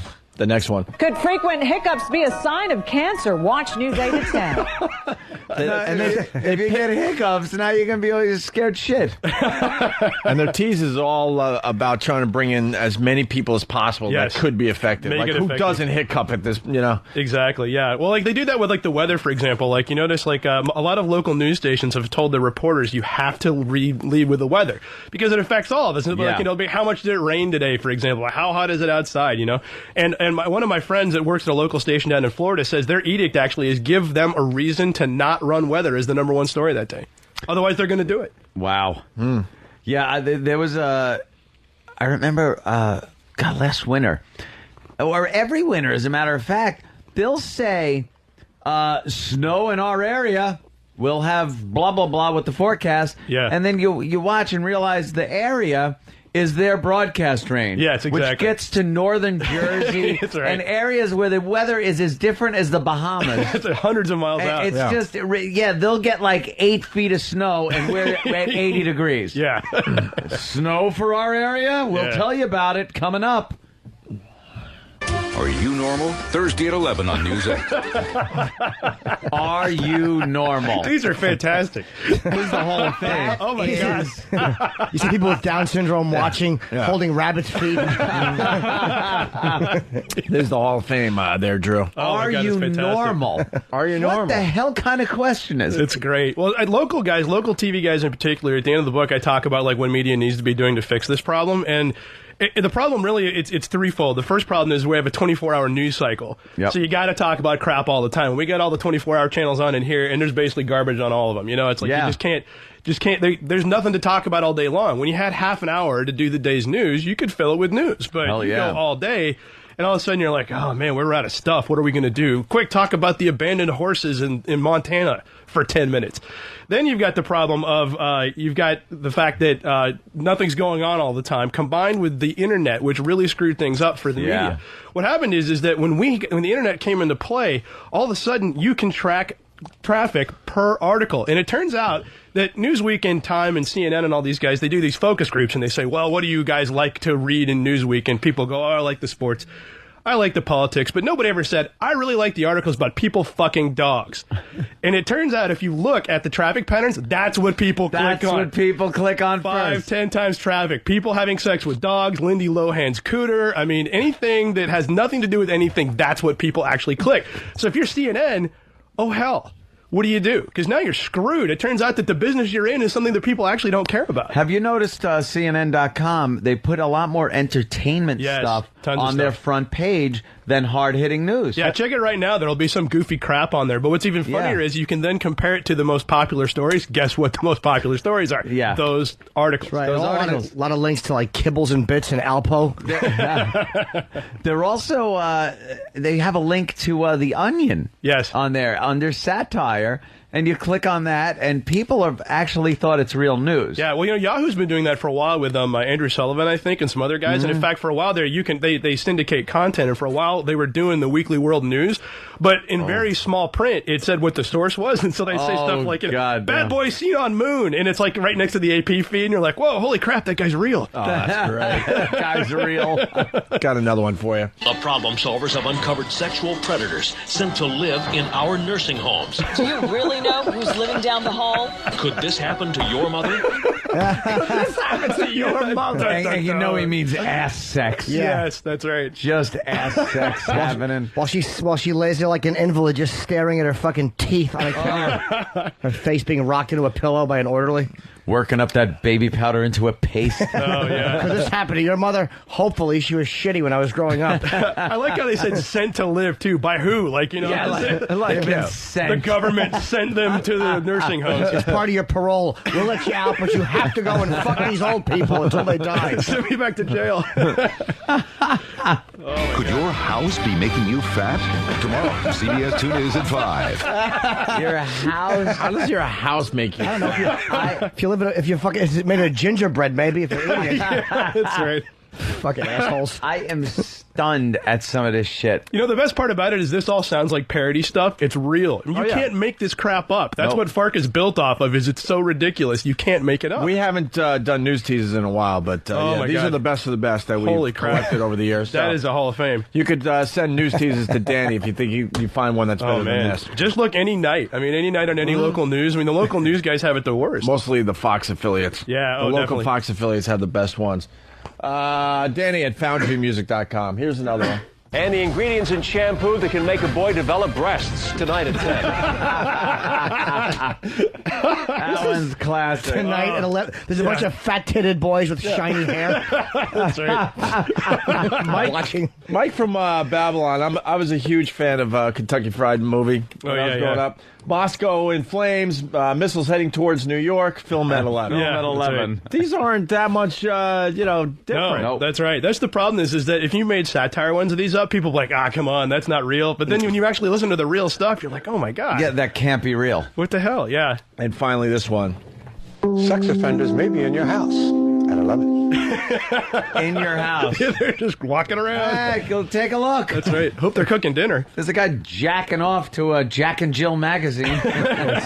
Just sitting on the couch. How's it going? Yeah, highlights. Yeah, Daddy, the Gooferson Gallant page is stuck together.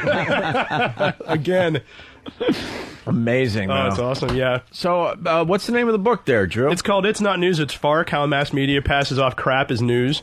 The easy way to remember that is just look for FARC. Just punch that into Amazon, and it's at all the bookstores and whatnot. And I mean, in the media, fear-mongering is just the tip of the iceberg. Like, one of my favorites is seasonal articles, where basically every time of the year at the same time, they will have articles come out. Like Halloween. Halloween. Here we go. They're going to have simultaneously one article that will tell you both where to X-ray your candy, and that's an urban legend. In the same article. Yeah. They will do that. Culture of Fear, which I'll say it again, I love this book, and they talked exactly about that as far as the Halloween stories. Yes. And they did their research, and they found, they can only find, I forgot, it's been years. There's 3. It was like less than 10 kids over the years died from being poisoned by candy. And then they looked deeper into these cases and found out most of them were from their own family, their own parents, because they wanted to collect some insurance money. Or they're trying to cover up. Like, one of them was a cocaine overdose, and so they said, oh, they put cocaine in the candy. That's how they got it. Yeah. So it turns out, like, they couldn't even find, really where this is an epidemic to the point where they have to do these stories every year. Exactly. To protect your children from, being poisoned and the razor blades and the pens and all that crap. Well, and one of the comments on FARC on those articles were great. They're like, if I don't have any candy, can I go to the hospital and get, like, if my arm's been hurting for a while, can I get that x-rayed? Because that's like a $1,000 procedure. Right. You're just x-raying stuff. Can I stick my foot in there? Candy. Yeah, it's like, let me get that checked out. One of the other unsubstantiated seasonal ones they've got comes out, actually, it's a 2-parter now. It's the Friday after Thanksgiving, where they talk about how it's the busiest shopping day of the year. It's not. The busiest shopping day of the year is the last shopping day before Christmas Eve, which is usually Christmas Eve. Yeah. The other article that comes out same time, now they've been doing Wait. Let me slow you down. But why would they say that? Because it was one of those things with conventional wisdom. People said it and believed it, and then eventually somebody got around to doing research, and it turned out that it was completely bogus. So maybe some dumb local news channel started this years ago, and then everyone else just jumped on. Everybody just kept repeating. I figured it's got to be real. Right, exactly. That's how it started. But they didn't know where it actually started from. That's kind of interesting. Yeah, no one checks these things. And the significance of that, by the way, because, like, who gives a shit what's the most popular shopping day of the year? It's like, what else are they just assuming is right? Yes, exactly. Well, there's a bunch of stuff, because now the follow-up is that the Monday after Thanksgiving, they say that it's called Cyber Monday, where basically it's the busiest online shopping day of the year. Shopping day. Complete and utter horseshit. It's absolutely not real. 2 years ago, a PR firm issued a press release saying that, and everybody started repeating it. It's completely bogus. There's no study that backs that up at all. The busiest shopping day of the year online, guess what? The last possible day before Christmas, you can get stuff shipped to your house. It's the same thing, because everybody procrastinates. Nobody. When you go into the mall on Christmas Eve because you fucked up and now have to sit there and sit in a crowd and shop, is the busiest day. Yes, it is. Well, you can tell because you're stuck in those damn lines that go out the door, and you're huge lines. The place is ravaged like it's been looted. There's nothing to buy. Grandma's getting the slippers again. Yep, exactly. Well, the reason they run those articles around that time is because they've all gone on vacation already. Nobody works Thursday, Friday, and then nobody's got anything in the hopper for Monday in the media. So these are standbys. They can run those. The other one they like is, oh my God, there's going to be traffic over Thanksgiving. Yeah. Really? You don't say. Tell me what roads are wide open so I can just gun it, because I don't care if there's traffic. Of course there's traffic. Yeah. There's always traffic. The shark stories in the summer are huge. It's the pre-warning stories that they give you about sharks and weather and things like that I love too. Every single year. That every year, the hurricane season that's upcoming is going to be the worst in years. Absolutely. And then it turns out, what happened? Where was it? We had nothing this year. And they never say anything about it. They never go, remember at the beginning of the summer we said this hurricane season was going to be worse? Well, we fucked up. Why doesn't that guy get fired? Yeah, I mean, seriously, shouldn't you get fired? Right. You're like the top, weather expert in the United States, and you miss that badly. Yeah. You should be fired. We had no hurricanes this year. No, none last year either. Yeah, that's like 2 years in a row. Yeah, 2 years in a row. I think the reason they do it is because, like, if you say there's going to be a ton of hurricanes and they're not, everybody just kind of laughs and goes, ha ha, what an idiot. But if you say there's going to be no hurricanes and New Orleans gets wiped off the map, you're fired. Then you're fired. You're out of a job. Then you're fired. Yeah, what else you get into in the book? Talk about unpaid placement, masquerading as articles. This is weird because when I first mentioned this, it sounds like what I'm saying is that people can actually buy articles. And in some cases, that's true, but I'm talking about the situations where you can craft a press release in such a way that it'll get run as an article. For example, expensive food, $1,000 hamburger. Nobody buys this crap, but restaurants do it as PR. So they can say, well, at such and such a restaurant, you can buy $1,000 hamburger. Boy, rich people are stupid. And that's basically the article. The whole thing. I think that's kind of funny because if that's the case, I mean, I've got a $3,000 jug of milk in my fridge at home. Can I get some CNN time? I mean, is that all it takes? I never even noticed that because, a lot of these restaurants put it on their menu. They put a $5,000 dessert. Exactly. Restaurant right across the street we go to every once in a while. Yeah. Parker Meridian has a $1,000 omelet or something like that. It's caviar. Yeah, there you go. Yeah, they got media coverage. It's something like that. Yeah, $1,000 and they omelet do. or something They like that. cover it, and the hotel knows that they're not going to sell one of these damn things. Yeah, exactly. It's just going to get news. Pretty much, Get press. Well, like, for example, it's seasonal, but it's also unpaid placement. That whole, how much does the 12 Days of Christmas cost? What a complete bogus article that is. Because no one buys that shit. No, you're not going to go out and buy this stuff. Who would buy a turtle dove? Well, they're making it up. Get a turtle dove. Yeah, and what do you do with it when you got it anyways? That kind of stuff. Dumb song that doesn't make any sense nowadays. Exactly. Maybe back in the day it made sense. I don't know. Yeah, I doubt it. The other one that comes out all the time is any sporting event where some jackass will go out there and say, so we're losing $800 million because people are watching the Super Bowl. As if anybody is watching, working on Sunday. Some people are, $800 million lost? What? That's not possible. It's completely bogus, and every year they kick it up $20 million. When I wrote the book, it was $780 million. It was $800 last year. Who's losing? Businesses? Yeah, the economy. I don't know. They don't even say who it is. Yeah, they don't say who. They just maybe it's us. Maybe us personally. You know how much money people spend on their Super Bowl parties? Oh, yeah. Nobody's working then anyways. They're actually spending a lot more money than an average Sunday. Yeah, basically. Well, like they also try to do stuff like lost work productivity due to, the World Series, whatever. Right. They're just making that number up. And it's not like people work 8 hours solid a day anyway. Everybody screws off for at least half of it. That's normal. Yeah. So how do you think this will play out on Fark.com? We're assholes. You're a dick. You shouldn't have been on this show. I'm selling out. You're selling That's out. What I'm doing. Let's see. O&A rule. It'll turn into an O&A versus Howard thing. Yep. And then you'll suck for being on our show. And then Hitler will show up in there. Hitler's always lurking in the wings. And then the squirrel with the giant balls. That's right. Will make everyone feel better. Exactly. And you can't win. No, you can't. I don't know how anyone runs a message board or any type of media board. Yeah, I don't either. Or you win by not reading it. Yeah, basically. Yeah, that's how I win. I really do. I pretty much stop for the most part. Things that I want to read the comments on, though, because some of them you look and you read the article and go, oh, I wonder, there must be a lot of comments, and you look and go, oh yeah, it's just it goes to that infinite number. Well, some of our most famous threads have been like one of the ones is a guy that wrote in, and the guys on Fark, on Total Fark, the subscription part of the site, they have conversations with each other all day long, and once in a while you'll get just a classic one that we'll put to the main page. One of the ones in particular that comes to mind was a guy that wrote in to ask whether or not a cat's butthole actually touches the counter when it sits down. Because he and his wife were having this argument. The wife didn't want the cat to sit up on the counter because she said its ass is touching the counter and you're going to get cat ass on all the food. So he writes in and he's like, does anybody know the answer to this? There's like some kind of like ring like pop down and cover the cat's asshole up. Somebody suggested that even that ring would have to. It's still attached to the asshole of the cat. More than the asshole. So somebody suggested that he grab the cat, take a lipstick, and put a ring of lipstick around the asshole of the cat, and then put the cat back in the counter. And so if you find asshole prints on the counter, then you know. That's a scientist. Oh, it's genius. Wow.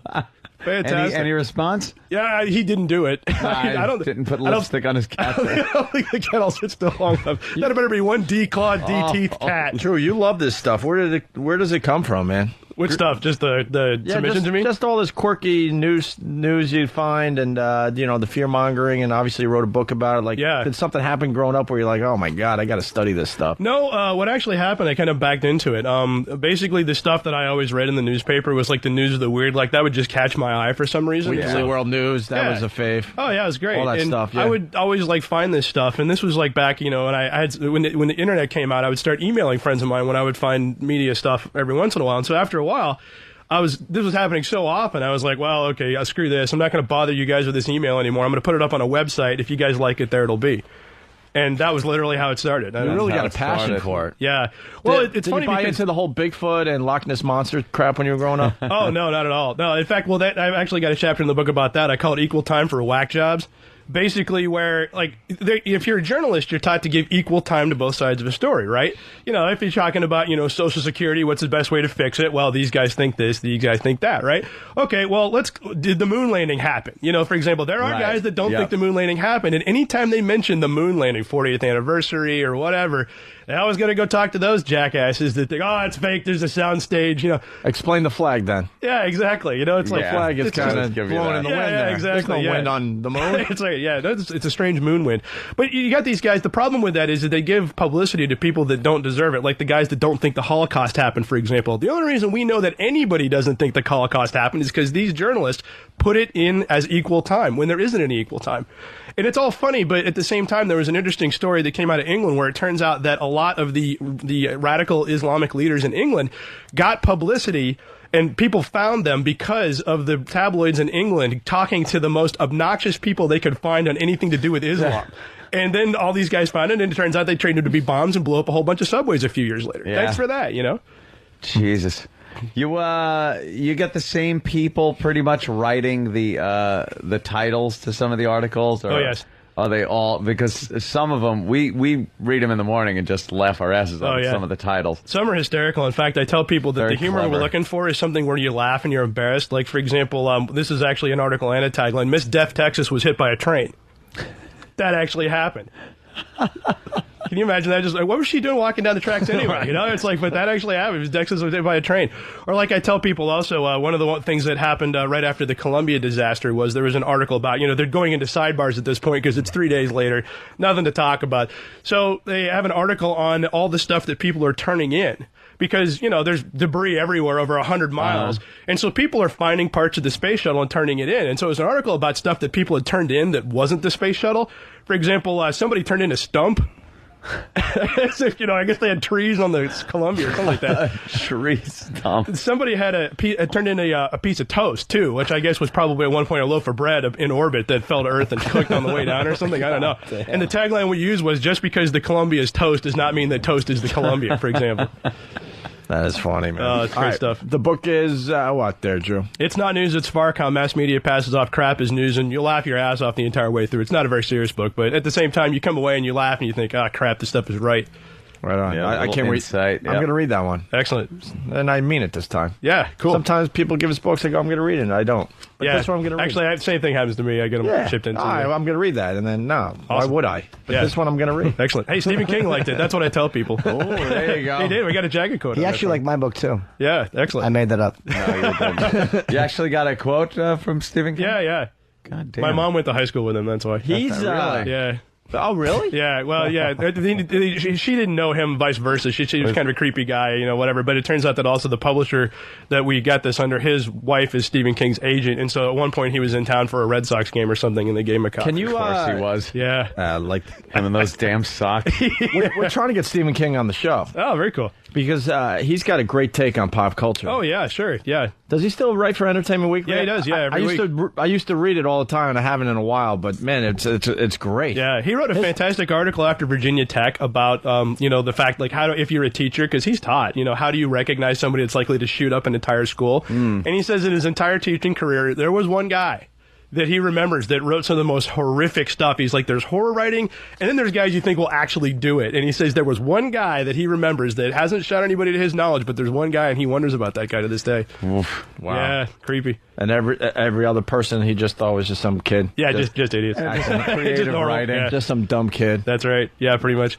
That's really interesting. All right, Yeah, cool. We're going to take a break. We got Rick Shapiro here. Hang. Do the hang. Okay, yeah, love to. We also got Francine. We got a bunch of listeners outside the studio. Did you guys bring anything for us today for the show? Or you expect us to do everything? No, we didn't bring anything. All right, we'll have Danny work the crowd and see if they got anything. Looks like a Megan's Law lineup. Creeps. Jimmy, people are noticing that you're annoyed on Pal Talk. No, I'm really not. I'm just very, very tired today. The problem is we went high def with these cameras in here, so now they notice everything. Oh, yeah. I was annoyed when I sat down But since we started talking to Drew and doing the news stuff, I'm not annoyed at all, actually. I'm just very, very tired. Okay. I'm enjoying the chat. I'm just bringing it up because it's coming in more than once. No, I just have that face. That face? People just think I'm cranky sometimes when I'm not. Actually, I do too, so people say the same thing. I like to scowl because it keeps me safe. There you go. Nobody talks to you. Go away, I'm busy. Inside, there's a little boy crying. Happy typing girl here today. Poor thing. You obviously came in for a Ron and Fez event, but of course you did. Decide you would throw us a bone, right? Yeah, I know how it is. I call him like I see him. It's like, I'll kill 2 birds with 1 stone. Might as well. It's right there, Fez. I'll show the guys a little love, but I'm really in the city to see a little Unmasked with Ronnie B. That's why I'm here. Me too. Interviewing Newhart today. She knows. Look, she's even covering up. She knows. They don't like us It's anymore. okay, though. We understand. It's Opie and Anthony. The Opie and Anthony Show. Opie and Anthony.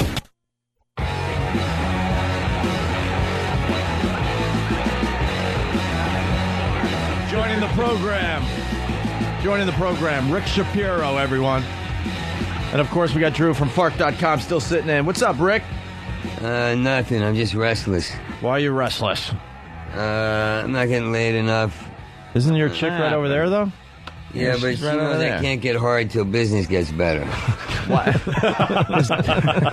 that a fact? I don't care. That's just how it is. I'm not going to hide from it anymore. I'm soft. I want to hit the road.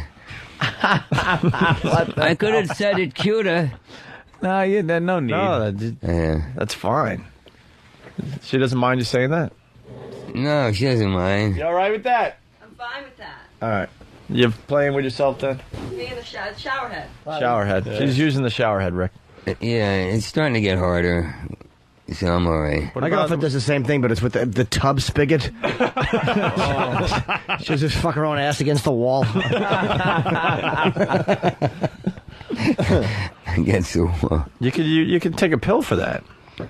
Yeah, I heard they doing injections too now. Did you hear about that? Don't do the Cabaret? No. It's called Cabaret. No, we had a porn star on that talked all about the horrific things that could happen to you. No. What happened to that guy? His dick, it was like it stayed hard for beyond a long time, but then some other shit too. They had to like put a needle in it and get the blood out. It's really a mess. And now it doesn't get as hard as it used to. A pill's okay, but no thanks. Yeah, these are Cialis. Those are wonderful. Only 3 days, right? Yeah. It's fucking great. 3-day hard on. No, but it comes and goes. It goes away, and then someone touches your leg, and your dick just looks impressive. Yeah. I took one in Mexico once, and I woke up in the morning walking into the ocean. You know, like walking in, I got a hard on, just jamming its way out. And it wouldn't go away for the whole hour in the water. I'm like walking around like, I'm a pervert. That's right. People running away screaming, Yeah. Mommy, run. Fucking jellyfish. Fucking jellyfish. Jesus. Hey, we also have Francine here, and she's going to do the news for us, which I think this could be good because we got like a news expert here, Drew from Fark. And I don't know. Yeah. I think we could have some fun with this today. Oh, definitely, yeah. Francine is the epitome of Francine. Today's youth and what they know about the news. Absolutely. And how they interpret the news. Well, so you guys can't get a pass because you're not CNN. You're not telling people we're the best news source on the planet. No, you're like you're having a good time. When we fuck up, they assume we are a news program and think we should be very serious. No, right. The second we do something that gets us in trouble, we're judged by the same standards. Yeah, when they report about the stuff we do, I look at them like, what about the horrific things you guys do? Oh, yeah, absolutely. On a daily basis. I was wondering, who's complaining? I mean, not people that listen to the show. It's people that don't listen to the show, that don't like you. And now here's an opportunity. Let's get them. They don't listen. They get sent a mailer from the head of some organization. From their priest or their preacher, And it's all pre-filled out. They just got to sign it and send it in. Speaking of which, you know what? That's an interesting point. Remember Janet Jackson's nipple popping out at the Super Bowl, right? No, I don't remember that one. Does anybody remember that? What happened? Oh, I swear to God. I remember. Her boob came right out. Anyway, what happened? A picture? Yeah, somewhere. I'm sure it's on the internet. But they had 800 and some odd complaints. It's got to be on the internet. Everything's on the internet. They had 800 and some odd complaints, and it turned out when you collated them down, because you get this from Freedom of Information Act, they got all the complaints, some guy, and then basically they filtered out all the copies, like the form letters and whatever. There were 3 complaints. 3. Out of how many people were watching? 500? 2 billion? I don't know. I mean, yeah, 3 Perhaps complaints. more than that, Jim. Yeah. That's what, and that incident is changing the world. Yeah. And it was three stupid people. It was 3. They had When it 800 comes right down to copies. it. Yeah, 3 people. I bet they had more people that said, you guys need more tits in the Super Bowl. Yeah. There were more people that wrote Absolutely. in. Yeah, show more boobs. That's what I How want to the see. hell does everybody just fold and run in don't know. fear over 3 people complaining? I don't know why they do that. I mean, even if it's 1,000, who gives a shit? Leave the it alone. majority of the Whatever. people don't give a shit. No. The 1,000 isn't going to hurt your bottom line. No. Tell them to go fuck themselves and watch Sesame Street. Yeah, exactly. Yeah, it's like they're powerless. They're paranoid of the Midwest, which is already paranoid anyway. So they just, you understand, or am I not making sense yet? Like you're being paranoid. I was waiting for the follow-up So myself. adding all this fear to people that are already walking around like a bunch of morons. And anyway, you don't get it, but I get it. I feel it. I Didn't feel work it out that there. time either. That's good. Hey, where's Francine? Way over there? Francine. Microphone. She is way over Mic there. isn't on. I think he was There you referring go. to the Catholic right people. There you go. Oh, yeah? Yeah. Them and everybody else. And the Papa John's people, too. Yeah, those guys. Watch out for them. I think those are pizza people. A religion's a religion. Dogma is dogma. Papa John's was built on dogma. What? I can't make sense today. I don't want. I'm sick of making sense or trying to. Francine, what do you got? So we're going to get her to do some news for Drew and everybody? Yes, I did news today. You did, huh? Good for you. Anything going on in your personal life? Do you have a job? Unfortunately, no. And my mom's not giving me any more money, so. Cut off from the. That's trouble. Now you got to get a job. Yeah, so I'm going to move in with her. And she lives in a nice part of Connecticut? Well, actually, no. She's moving to Roosevelt Island. Oh, Retard Island with Fezzi. No, it's a really nice part on the other side of the A island. really nice part. The thing is like a it's mile long at most. The nice part on the other side is Queens. Yeah. Roosevelt Island stinks. And I hate to tell you, but you're a little confused about the nice part. You know what I mean? They have luxury stuff over there now. What? Yeah, they do. Yes, a tram that takes you off it. Barely. Well, I liked it. I went to see the apartment. Did you take the tram? No, there is a bridge too that you can take. From Queens. Yeah. Yeah. I took my car over. What? The bridge. You could. Oh, yeah, the bridge. That's wonderful. Wait, can I ask something? Were there a lot of people walking around? Did you notice?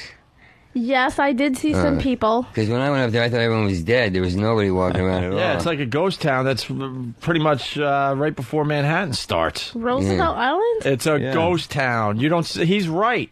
You never see anyone walking around. Yeah. I drive over that 59th Street Bridge all the time, and you never see a car on the roads. There's only a few roads, and you never see any people. There's a park there. There's no one in the park. He's absolutely right. Yeah, I agree with you. I've noticed that too. And then a mere mile, not even a half a mile, it's Manhattan, which is like just obviously out of control and The just pinnacle bustling. of the free world. Yeah. That's a great observation. I thought that for many years Thanks, myself. man. I'm like, is it just the old people that can't get out of their Right, apartments anymore?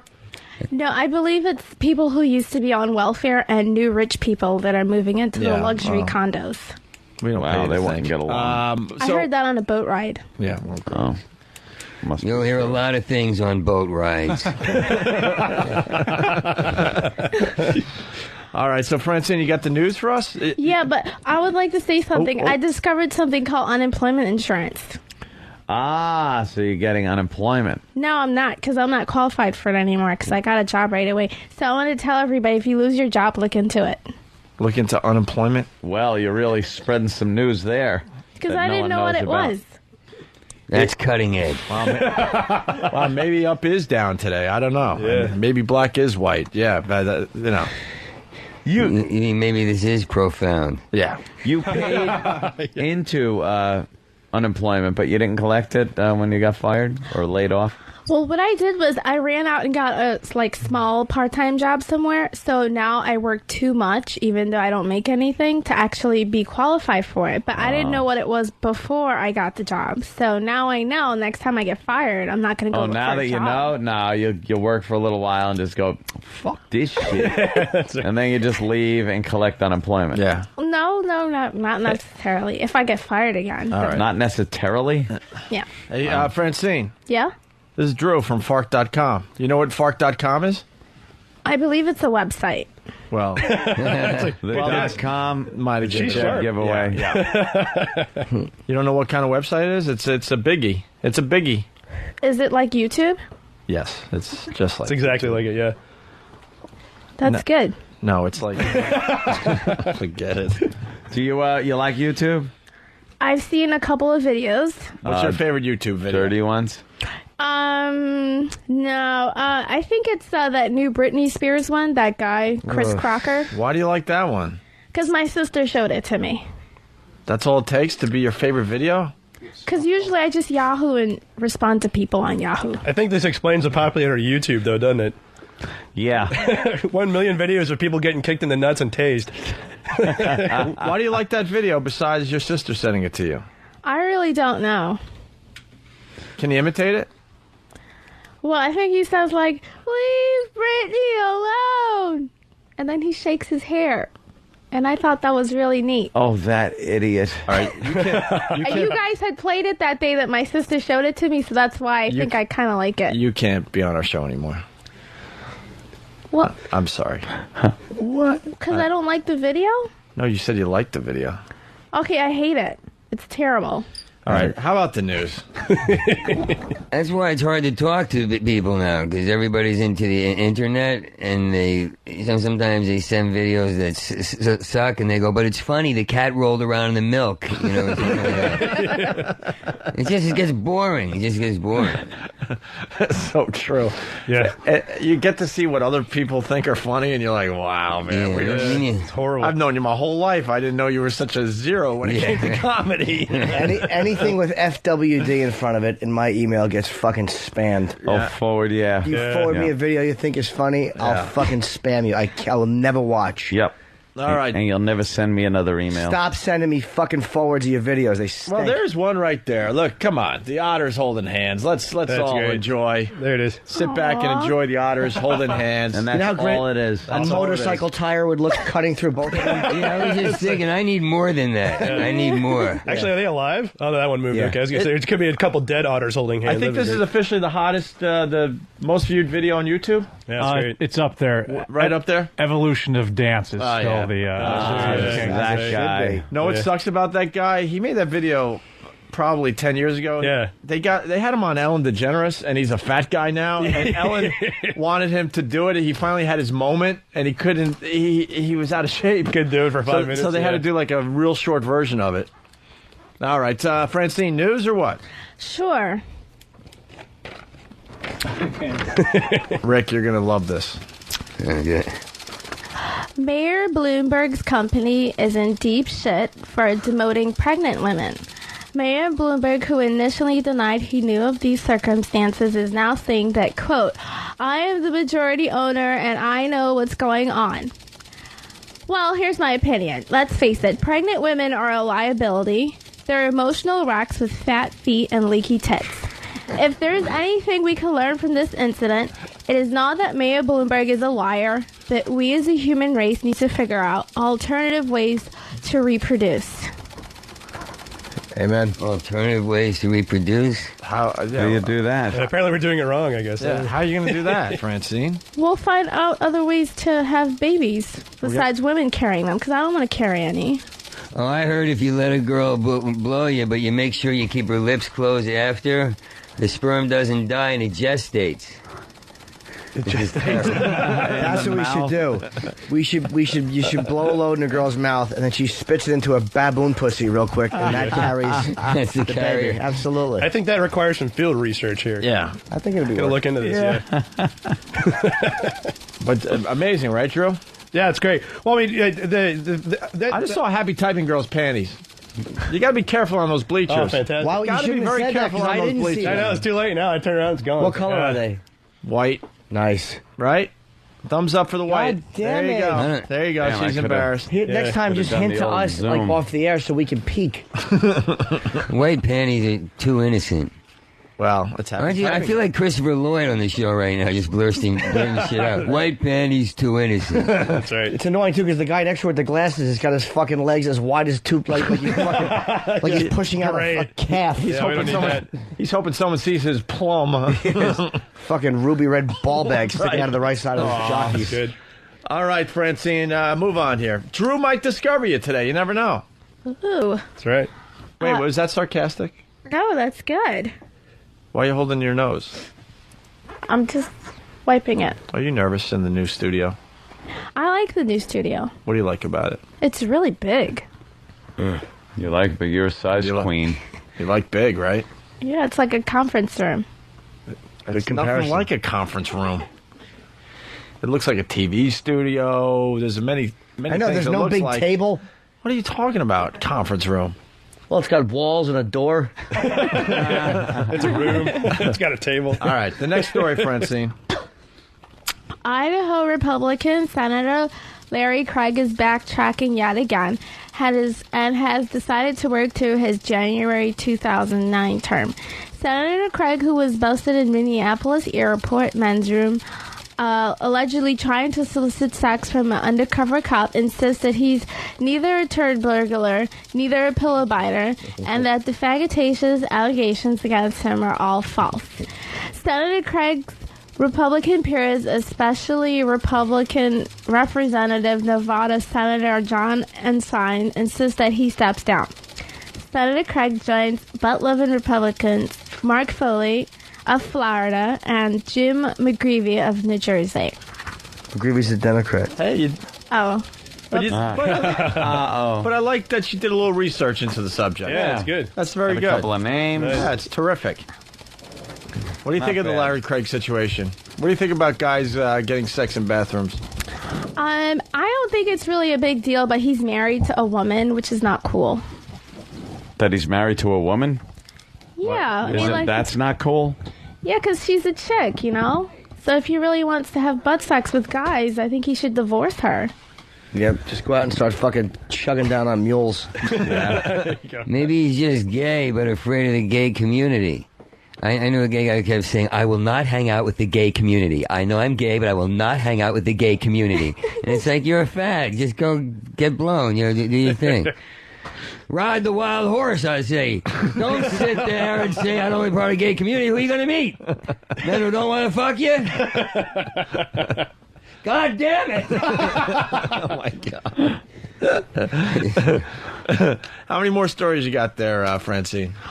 I've got one entertainment and one sports. Ooh, let's go with sports first. In sports, former Knicks executive Anna Snatcher Brown has been awarded an astounding $11.6 million from a jury of her peers for her sexual harassment allegations against Madison Square Garden's Isaiah Thomas and James Dolan. Brown insists she was called a bitch in a hallway and was subject to mistreatment during her tenure at the Garden. In my opinion, the $11.6 million should be taken away from this whiny old bitch and given back to us, the fans, who wasted our time and money supporting this awful team of losing asswipes for years. Why don't you give us a fucking championship title before this? You could have said either championship or title. Oh, That's they're my the only- same yeah. thing? Yeah. Why don't you just give us a championship title victory? Just redundant. Travis told me to write it. Who's Travis? Travis. Travis. That's good, though. You're right about that. What do you think of sexual harassment in the workplace? I think it's great. Oh, you like it? There should be more of it. I've had fun with sexual harassment at work. Yeah, we've had some stories over the years from Francine and what she's done. Wearing with little bosses. skirts with no Little skirts underwear. to get a little raise and stuff. You wear right? no underwear? Only when I run out. But I have run out of underwear. At work? No, like if I have like 6 months worth of underwear, So if I get too tired or like I can't do it because I used to work 2 jobs, I just used to pile up all my dirty clothes in like one corner of my room. For 6 months? Yeah. Big pile of underwear with gulls flying around it. No kidding. So you have no panties on right now? No, I have on panties. But there were occasions where like 3 to 6 months would go by and I had no underwear. And if I couldn't afford to go back to Victoria's Secrets and buy more, I just wouldn't wear any. So what do you think of the sexual harassment? So what have you done? How do you play that game? Well, I just like suck up to the bosses. Do you grab his hog or anything? No, I've never gone that far. But I have touched my boss's butts. And they have kind of like brushed up against me and stuff. And like I had a boss who used to touch my thighs a little bit. But they were all married, you know? It's just... Well, those are the guys that are going to do it more than the single guys. Yeah, but I don't think there's anything wrong with it. You never grazed your knuckles by his crotch? Like, not grabbing it, just kind of grazing it. A little slowly. No. No? All right. You never caressed any part of him? I said I touched his butt. Oh, I that's touched a one touch. of my boss's butts. And she doesn't like ass sex, right? Hurts, and what else? No. I think I'm rethinking the ass sex. Really? Wow. This is breaking news. It should be one of your stories. Yeah. Oh. That's right. Why are you rethinking the ass sex?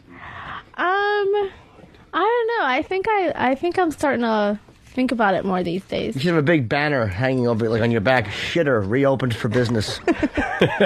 You were dead set against that. I was dead set against it. Why were you against it originally? Because I had it before and I thought it was really painful and not very, exhilarating. Was it a big one? Did you have a big one in your pooper? Actually, I did. That's probably why, yeah. Yeah. Just takes a while to get used to. You'll get used to it. Exactly. Just put a sign up like Jim said. It says, we've changed our policy. That's right. So why are you rethinking it?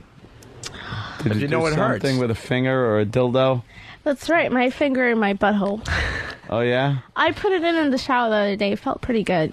You finger your butthole in the shower? Yeah. I was bored. You're a great hobbyist. Yeah. How do you know when your butthole needs cleaning? You just clean it every day. I don't know. What do you mean? Never mind. So you're rethinking the ass sex. Yeah. So are you going to, act on this? I think I am. So you getting all revved up? Me? Are you working? Yeah, for ass sex. What finger? What finger are you working right now? This one. Are you going to work up to the thumb or? Nah, I think I'll just stick with that one. Yeah, but if you're thinking of actually doing it, you're going to be in for another rude awakening. Really? Yeah. Well, yeah. They should advertise on Asian websites. Right. Yeah. Well, yeah. Do the math. Figure it out. Is that all you have on ass sex? Well, I'm talking to a couple of guys right now, and I think I'm going to decide which one I'm going to have sex with in, maybe a couple of weeks. Okay. And then I'm going to try it. Oh, let me do it. It kills the screaming in my head. What? When I wrap an ass around my head, the voices go away. Who are the guys? One's a fellow comedian friend of mine, and another guy. Jimmy Norton. Yeah. And because I don't do comedy anymore, so before, when my comedy friends used to. Why aren't you doing comedy anymore? Because I don't know. I've been working for 2 years. It's been really hard to do it, and plus it's really expensive. And plus, all I did was get drunk half the time anyway. Well, that makes it more expensive. Yeah. Yeah, I did a lot of drinking, and I got really sick. Yeah. All right. And so it's a comedic friend of yours, and who else? One of my friends who's in finance. Wouldn't you go with the finance guy? Because then maybe you get some cash because you have a cash problem. I'm thinking the same thing, yeah. Yeah, I figure you would. Yeah. So when are you going to decide? In a couple weeks? Yeah. Is there an application they had to fill out? No, but we're talking on the phone and we're all going out and stuff. So. Well, what are some of the questions you're asking, and they have no idea this will mean whether they have ass sex with you or not? What do you mean, questions? We just talk about... Well, you said you're deciding, so there's got to be something you're doing in your head, like you're probably asking certain questions or what? Well, it's really who gives me more attention. Yeah. If you go with a guy, you got to go with a guy who doesn't have money, because your asshole will be the best table he's had in a long time. He'll appreciate it. You can fuck harder when you're broke. Well, maybe not. That's what happened to me. All right. Your final story there, Francine. That's all we're going to get from the SX, I figure. Oh, wait, we got entertainment bed. Let's go. There we go. Working out the cobwebs out of Jennifer Aniston's twat is soon to be star of Butt Pirates of the Caribbean star Orlando Bloom. According to Star Magazine, the two stars are seeing each other and may become a hot item. Congratulations to you and your cooch, Jen. Good for you. Why a Jennifer Aniston story? If you can do one entertainment story, Britney Spears. Oh, why Britney Spears? Because she lost her kids? She's a train wreck a day. It's pretty easy. Yeah. But there's nothing funny about it. I feel bad for her. There's a lot of interest in Britney Spears, though, and you have a nice take on things, so I would assume you would go with the Britney Spears. Well, actually, I also had a story on Horseface Tori Spelling, but... Nay. I thought that it was between the two of them, but I don't find a lot of interest in Britney. I just feel really, really bad for her, because she already had kids, you know? And she's fat now, and it's really mean to keep bashing on her. Yeah. She's a multimillionaire. It sucks. She cries herself to sleep every night on a giant pile of money. It's all right. Yeah. Well, she's kind of playing into it a little bit, too, you know. Oh, you want to beat up on Britney, too? Oh, I can't get enough of it. Well, I like her. I like her music, too. It's great. Leave Britney alone, right? Yeah, I'm with the gay guy. I think we should leave her alone. She'll probably just kill herself soon anyway. Well, that's the obvious thing. I think she'll get help. I hope so. All right. Awkward. All right. Thanks, Francine. You're welcome. That's Francine with the news. Drew, what do you think? A little review of her news? I hope Britney Spears doesn't kill herself, because then she'll be some kind of an icon for the rest of our lives, and that's the last thing I think anybody wants to see. Oh, my God. Yeah, she's so interesting in the news. You hate to see that one fucking go. Oh, man, no kidding. The pregnancy thing is interesting because it's something I've noticed a couple times it's happened. Like recently in the news, they've been talking about people having these nurse-ins because they were kicked off of an airplane or out of a restaurant or whatever, and so they want to be able to breastfeed in public, right? The thing about these is like you really got to wonder, because every time I've seen this, the person's been ass ugly. Like it's never been a hot chick that was told, "Oh, please don't breastfeed here." It's always someone who is just nasty. And when you actually check out what's going on behind the scenes, you find out that what's happened is that the woman who's complaining about getting thrown out of a place contacts the media first. Media contacts the place. The place can't comment because they don't know what the hell happened until they consult their attorneys. And so what happens is you get the one version of the story out. In particular, where I live in Kentucky, there's a Delta hub up near Cincinnati. Woman was thrown off a plane for breastfeeding, made a huge stink about it, and people are all up and up, how could you make her not breastfeed in public? What's wrong with you? Well, it turns out apparently she weighed 300 pounds and was like whipping them out, like walking down the aisle topless, nasty as hell, screaming and making a fuss out of it. And that's why they threw it off the airplane, because she was being a bitch. You just said that's why they threw it off the airplane? Threw her off the airplane. I know, no, the but baby. but through it, meaning that she's some sort of a fucking sea creature, and you were right. She's ugly. I mean, of course she was. And she was being obnoxious. It's the thing. It's like, I mean, I've got 2 kids. My wife is still breastfeeding, and never ever a problem. Nobody says anything about it, but she's kind There of... are some breastfeeders out there. They love the shock value. Yeah, they do. love shocking people by doing it in public. Yes, exactly. I got 6 kids, and I got a woman who's 600 pounds breastfeeding my kids. I just thought I'd tell you that. I got more women breastfeeding my kids because I allow it. I'm for it. That's the stance I take. She's 600 and pounds. I'm not backing down. Damn it. Yeah, it's like it's a rule I've been working on. I call it indignant outrage, where what they'll do is they'll run a story that's none of your damn business, that doesn't impact you in any way, and then makes you mad. For example, last Christmas there was a guy, and this sucks, by the way, but it's not national news. There was a guy who got sent over to Iraq, put all of his stuff in storage, and his credit card expired while he was gone, or so he says, and the company sold all his stuff. And so, and what's funny is that you'll get a response, a much larger response out of an article like that, or somebody that like kicks a dog somewhere, for example, than you will about anything that's actually important, like, you know, Sure. global warming or whatever. Yeah. You know, 10,000 people will call over something as stupid as this. Another good example, out in Colorado, there was a homeowners association that told a guy that he couldn't have a peace sign in his Christmas decorations because it was a satanic symbol. Now, that doesn't matter. Who cares? It's a homeowners association, whatever. Now, that's a stupid thing to say, but at the end of the day, this is nobody's business. Front page CNN for 24 hours. Wow. Who cares? That kind of stuff. Yeah, why is it like that with people? Like, I was away for 2 months out of the country. I come back, it seems more like that kind of shit. Like, people interested in dull shit. Yeah. Well, it's been going on for a while. The Daily Kos did a great thing that I love to talk about. In October of 2006, they took CNN's front page, stripped off all the crap news, all the ads, all of what they call YouTube voyeurism. And in fact, I just saw it come across while we were sitting here talking about the news. They had the two-headed turtle. That's what they call YouTube voyeurism. It's basically just crap that's on YouTube, and they read it as bumpers. Like, look at the otters holding hands. You could probably see that on a newscast. Right. And they took all that crap off of CNN's main page, and they were left with 5 lines of text. That was it. And what they did was then they compared it to China News Daily, and you can't tell the difference between those 2 pages because they're running all news. So people wrote in and complained and said, well, it's unfair to compare to China News Daily. So they went back and they got a copy of CNN's homepage out of 2000 out of the Internet Archive and did the same thing, and you can't tell the difference. It's definitely slipped. It's gone from being a total real news to just complete garbage and crap. Well, even when you watch CNN, it's like, even when they're doing real news, like Wolf Blitzer has to have a fucking music bed under him. Yeah. It's like, why do you need a music bed? Why Pounding are you bass, yeah. Yeah. What is that? Yeah, I have no idea. It doesn't make any sense. It's distracting. It's not helping the story. It's not informative. It's just douchey and irritating. Well, and that show he's got, too, where they've got, like, the dozen TV screens with crap going on all of them. What the hell is going on in the background there exactly? I know. Are there other channels? Are we watching Fox? Yeah, on CNN. We're watching Fox and CNN. That's where it's gotten to. That'd be great if it was all animal fucking pornography. That's right. That's if where it's somebody going. in the back just kind of switched it. And yeah. Well, that was the funny thing is, like, we were talking about, people having sex with dogs being a traffic ratings grab. There's a website called NC Buy in 2003 that made the mistake of, how every year, around New Year's, they do the top 10 stories of the year.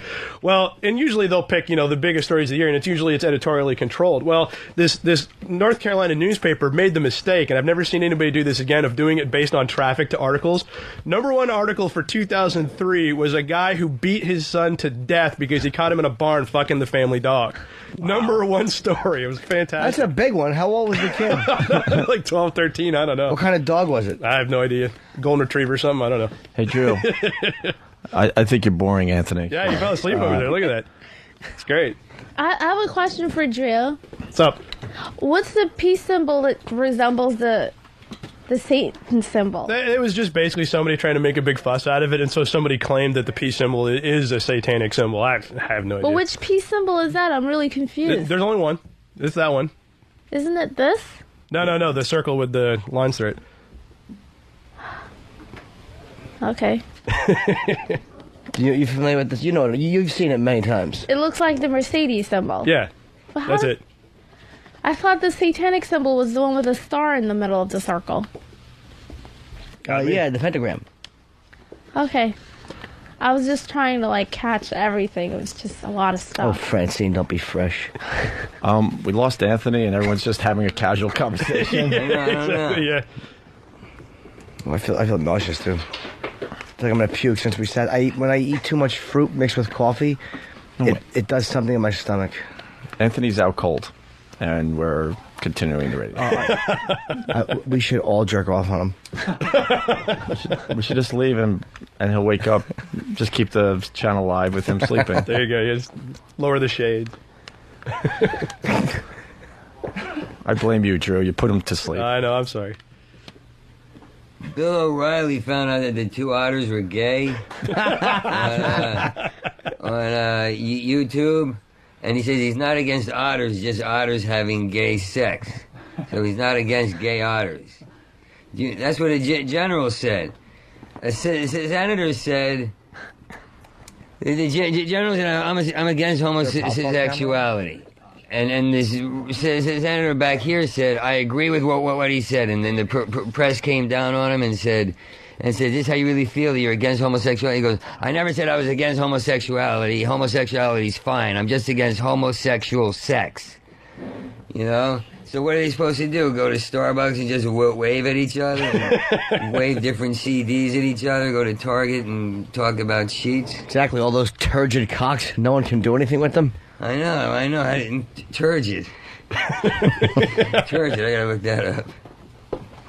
Turgid, I think, means like stiff. Yeah, Francine, you did a great job for us today. Oh, thank you. You're always good, Francine. Hey, Rick, what are you plugging today? Saturday night, I'm doing an hour show at the Cutting Room at midnight, which is really good. It's been going good, and I'm doing a Gino Bisconti's show at Caroline's after that Friday night at around 1. It starts at 12:30. I'll be there after the Cutting Room, and I was supposed to tell you I was in a car accident, and I hallucinated being chased by pine nuts, which is true. Wait, what? My friend said I had a concussion, and I walked around, and I would slam the door and say, "Shut the door, I'm being chased by pine nuts." Like I had a concussion. I was talking to my phone, putting people on hold, and I was making out with girls that weren't there. I was just like that. This is what my friends told me. So I just thought that'd be interesting. But why pine nuts? They're such a yummy I don't even treat. think about pine nuts. Why not walnuts or food I don't like? Pine nuts are delish. I never even think about pine nuts. That's why. They're great in a salad, though. You ever fucking what's better than pine nuts in a salad? Candy corns. I stand correct. Rick and I are doing our own show. It's called I fucked up. I was trying to think of what you'd call little things that go in salad, and I realized I had nothing. Salad treats. I'm just amazed he's out cold. Yeah. I thought he was faking, but no. No. He's not. Narcolepsy strikes. Hold on. I'm so mad I let that salad improv go. We could have done that. I didn't catch it. It's my fault. No, I didn't have anything. I flubbed it. I think I just saw this thing of us riffing on salad for a good 40 minutes. Yeah. Chickpeas, that's what we need. Chickpeas. And sliced beets. That's like the old time salad bar. I like how you're looking at me right now. Like, no, who cares? I'm pleased. I had a lobster salad last night. I would suck a dick for one right now. It was so fucking good. Where'd you have it? The Aqua Grill down in the village. Oh yeah. My broad and I. She went away today. Yeah. Do you miss it terribly? I do. I was pecking her in the car like a fucking sissy. You know what you'll do? Put a little vanilla extract behind your ears. You'll attract a man with a country home. She fucking wrote me a text before she flew today. And I always say to her before I leave, like, hey, just in case I'm killed in the plane crash, I'll talk to you later. And she's like, don't say that. So she fucking wrote, plane is so small. If I die, I love you. And I died feeling a little sad you didn't text me back. I don't want you to carry the weight and feel guilty. Just learn from it and go on to be a better man. Good. Oh, that's pressure, man. It's encouraging. And I know if she died in a plane crash, I wouldn't go on to be a better man. I would just get a whore and forget. Just pay for a blowjob. Hey, a man, not a saint. Remember that.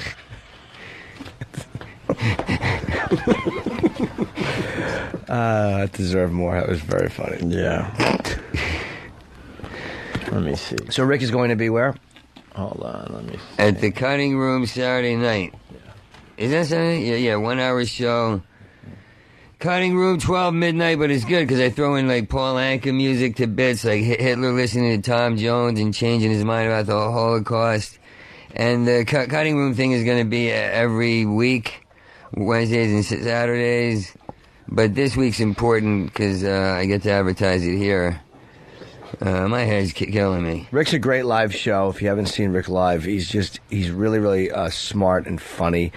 And interesting. Conceptually, it's interesting. It's just a great fucking show, man. Oh, thanks, man. I love what you do. We love each other. Yeah, but I'll never admit it. Yeah. And Drew, I just keep calling you and hanging up, saying he'll know it's me.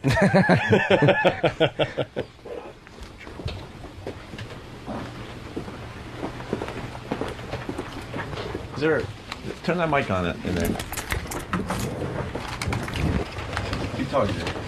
Oh, because I'm plugging. The gigs I'm plugging is the 12th and 13th, which is next weekend when my HBO special airs. I'll be at the Reading Comedy Outlet.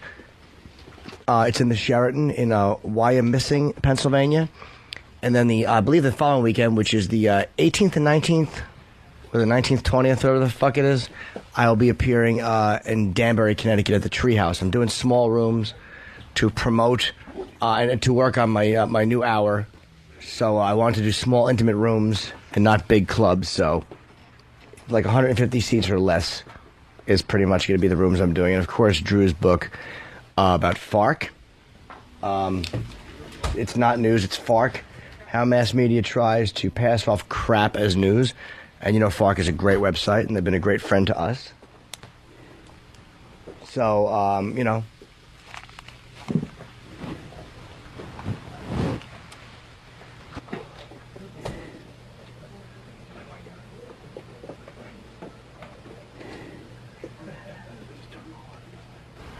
Can you hear me? Can you hear me? Can you hear me? Can you hear me? Can you hear me? We're all leaving the studio. We're gonna put on some easy listening music, and sometime between now and when Ron and Fez are on at noon, Anthony will wake up from his nap. Have a good day.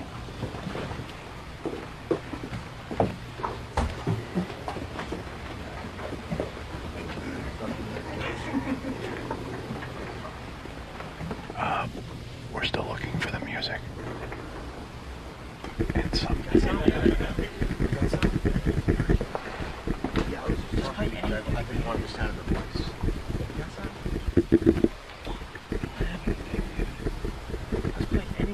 Just play any Mozart. Play something light. Anything. And play it low. Is that mic on? Mm-hmm.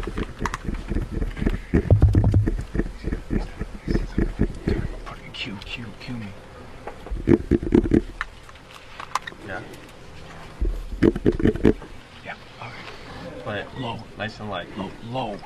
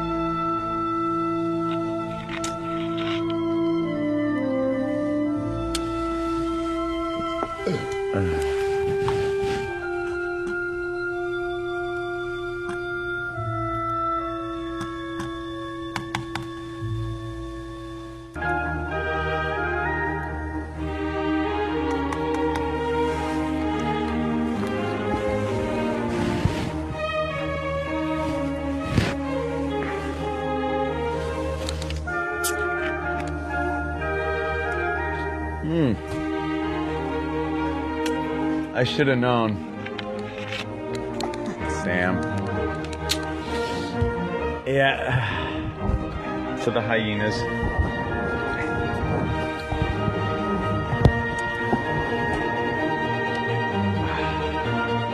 Yeah, I thought they were. I saw. Hi, how you doing? Yeah. I knew from the music.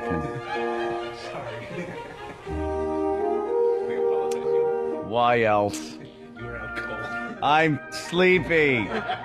Leave me alone. Uh-oh. Do you have the copy? Yeah. Nap was brought to you by. Yeah, nap was brought to you by. Oh. Oh, good. I was asleep for quite some time.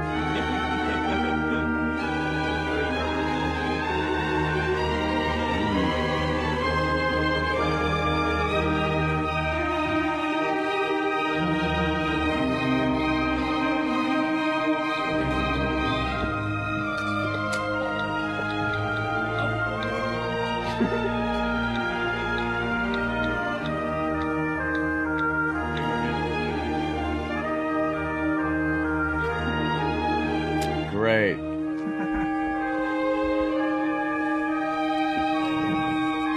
You're shitting me, right?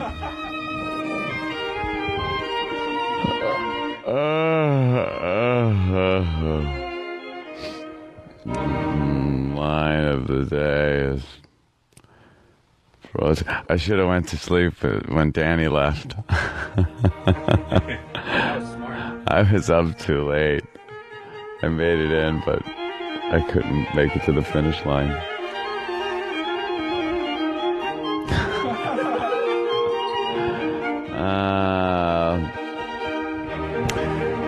Hey, line of the day is brought to you by BowDogFantasy.net. Free live scoring, stats, bios, and news that'll help you win the big season in fantasy football. Fuck netball. Fucking fantasy netball. That's fantastic. Line of the day is brought to you by BowDogFantasy.net. Free live scoring, stats, bios, and news that will help you win big this season in fantasy football. It's all at BowDogFantasy.net. Yes, motherfuckers. Thank you. Oh, well, everyone left early, though. It's not even 11.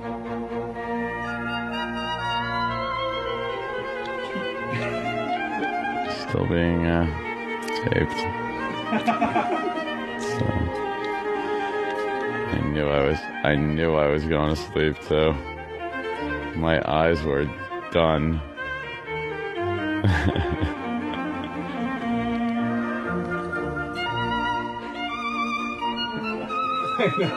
Yeah, that classical music. Sure, that didn't help much. Does this count as bonus time? Enjoy the replay, Ant.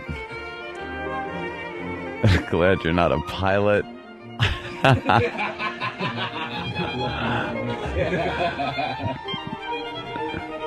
Sleeping high ratings on the Maxwell Show. Good morning. You did. Is that when you did that? Oh, Nappy. Good morning. They did leave Anthony alone. Wake up, douche. Oh my god. That's good.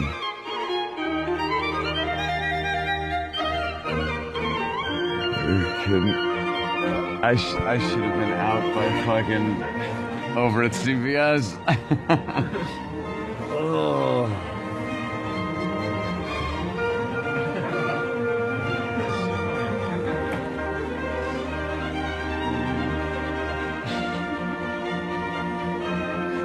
Yeah. When? All right. Bye. See you tomorrow. On Saturday? Oh, fuck. See you on Monday. It's Saturday. Maybe I should come in for a makeup day. She's canceled. Nighty-night, rabbit.